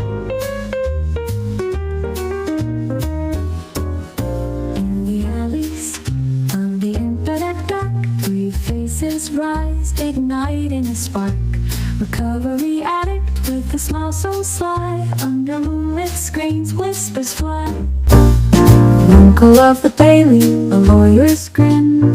In the shadows, deals begin. With the gaze so keen, he reads the lies. In the court of Pickles, justice flies. Oh, the Godfathers of YouTube land, with secrets held and blood on their hands. Charming devils in suits and ties. Behind those screens, the truth belies. More than Godfathers of YouTube land, with secrets held and blood on their hands. Charming devils in suits and ties. Behind those screens, the truth belies. Law and lumber strong as oak, building empires with words bespoke. In the courtroom of online fame, their legacies etched, never the same. And I'd like to think it's Peter Tragos on the piano here.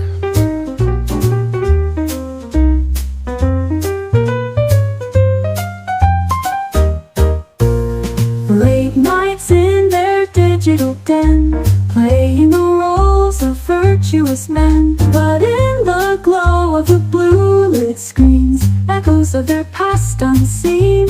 Oh, the Godfathers of YouTube land, with secrets held and blood on their hands. Charming devils in suits and ties. Behind those screens, the truth belies. There we go. The Godfathers of YouTube land, paying tribute to Ian Runkle and Rob from Lawn Lumber. Beautiful. All right. Touching. A couple things I wanted to shout out before we wrap things up. First of all, Sloth Life. Thank you for your generosity, and oh my goodness, a big virtual hug. I'm so sorry in the passing of your father. Thank you for including us in in your experience, and we feel like your family at this point. And please know we're here to support anything we can do. Please let us know. Sharkey, member for 21 months, OG, inching closer to that pink courthouse, and I got my very first new car on Saturday. It's the prettiest shade of blue. Mavia, done 10 years, AMA. Thank you, Mavia. Leonie H, member for 12 months. Been here much longer, since Gwyneth Paltrow. We know you're an OG. Helena Handbasket, member for 22 months. Another OG. Running behind from packing my suitcase, but I'm here 18 days till I'm cruising to the Virgin Islands. If you're packing right now, 18 days ahead, you're excited. You're excited. Take us with you. AWOL Podcast, member for 18 months plus more. OG. I've been here so long that I wonder if Daryl Brooks got his answer to subject matter jurisdiction. Either way, my heart is pink. I'm an OG. Selena K, another OG. Sent in a gifted membership as well. On Bonfire Barbie, member for 26 months. OG. I changed my name from Barbara Farthing, but it's still me. Barbie, welcome. Chem Lady, 12 months. Making it to Orange. Congratulations, Chem Lady. That is awesome. Beginner Crafter, member for 7 months. Says 7 months. Yay. That's exciting. That's exciting. Thank you all for your amazing support. Without it, I could not do what we do, and it makes it all possible. So I appreciate that so much. I am going to call it a night here. We're going to wrap things up. I think done with that. I think I'm done with all this. I probably need to clean my desk a little bit. I just realized you're staring at the south end of a north-facing goat. Apologize for that. Didn't mean to have that oriented in that direction. Anyway, all right, we're gonna go to bed, to sleep. It's nighty night time, with the exception of watching Ian Runkle tonight. As soon as we end, it will portal you over to Ian Runkle's live stream. It's a placeholder. He's not live yet. Click the like button and make sure you're subscribed, and then ring the bell to be notified. That way, when he goes live, you could catch his reaction to the court we followed last week, which was amazing. All right, tonight when you go home, please hug the people you love, smile at someone, make their day just a little bit better, and please stay safe till we go live again tomorrow morning. Court starts at 9. We'll be here by 8:45, maybe a little earlier. Maybe a little earlier, just maybe, that's all. All right, love y'all. Be good to each other. We'll see ya. Bye-bye.